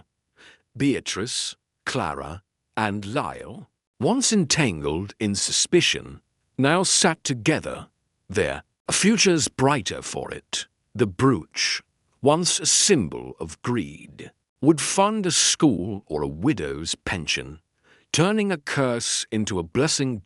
As twilight deepened, Miss Marple rose, folding her knitting into her bag. "I must pack," she said, her tone brisk but warm. "The morning train waits for no one, not even an old lady with a knack for mysteries." Beatrice stood, her eyes glistening. "You've given us more than answers, Miss Marple. You've given us a chance to start again. If you ever return to St. Ives Cliff, the cliffside inn is your home." Clara hugged her sketchbook, then stepped forward, pressing a small parcel into Miss Marple's hands. "It's a frame for the sketch," she said shyly. "So you'll remember us, Mr. Lyle." Not to be outdone, handed her a tin of scones, wrapped in a cloth. "For the journey," he said, his grin boyish, "and a reminder that we're better than our mistakes." Miss Marple accepted the gifts with a smile, her heart warmed by their sincerity. "You're all very kind. St. Ives Cliff will stay. With me." As all good stories do. The next morning, as the train whistle echoed through the village, Miss Marple stood on the platform, her suitcase at her feet. The cliffs glowed under a serene sunrise, the sea a mirror of calm. Villagers waved. From their cottages old Tom with his pipe, Sarah with a shy smile, even the constable, who tipped his hat in respect. Beatrice and Clara stood together, their silhouettes framed against the dawn, a testament to Bond's mended dot. As the train chugged away, Miss Marple settled into her seat, the sketch and scones tucked safely beside her. She gazed out the window, the cliffs fading into the distance, and reflected on the human heart, its capacity for greed, its yearning for loyalty, its quiet triumph in truth. The case was closed, every thread tied, every shadow banished. St. Ives Cliff was at peace, and Miss Jane Marple, with her piercing logic and gentle heart, had restored its order. The train rounded a bend, and the village vanished, leaving only the sea's whisper and the promise of home. Miss Marple opened her knitting bag, her needles resuming their dance, and smiled. There were always more stories, more hearts to understand, but for now, she was content to let the calm linger.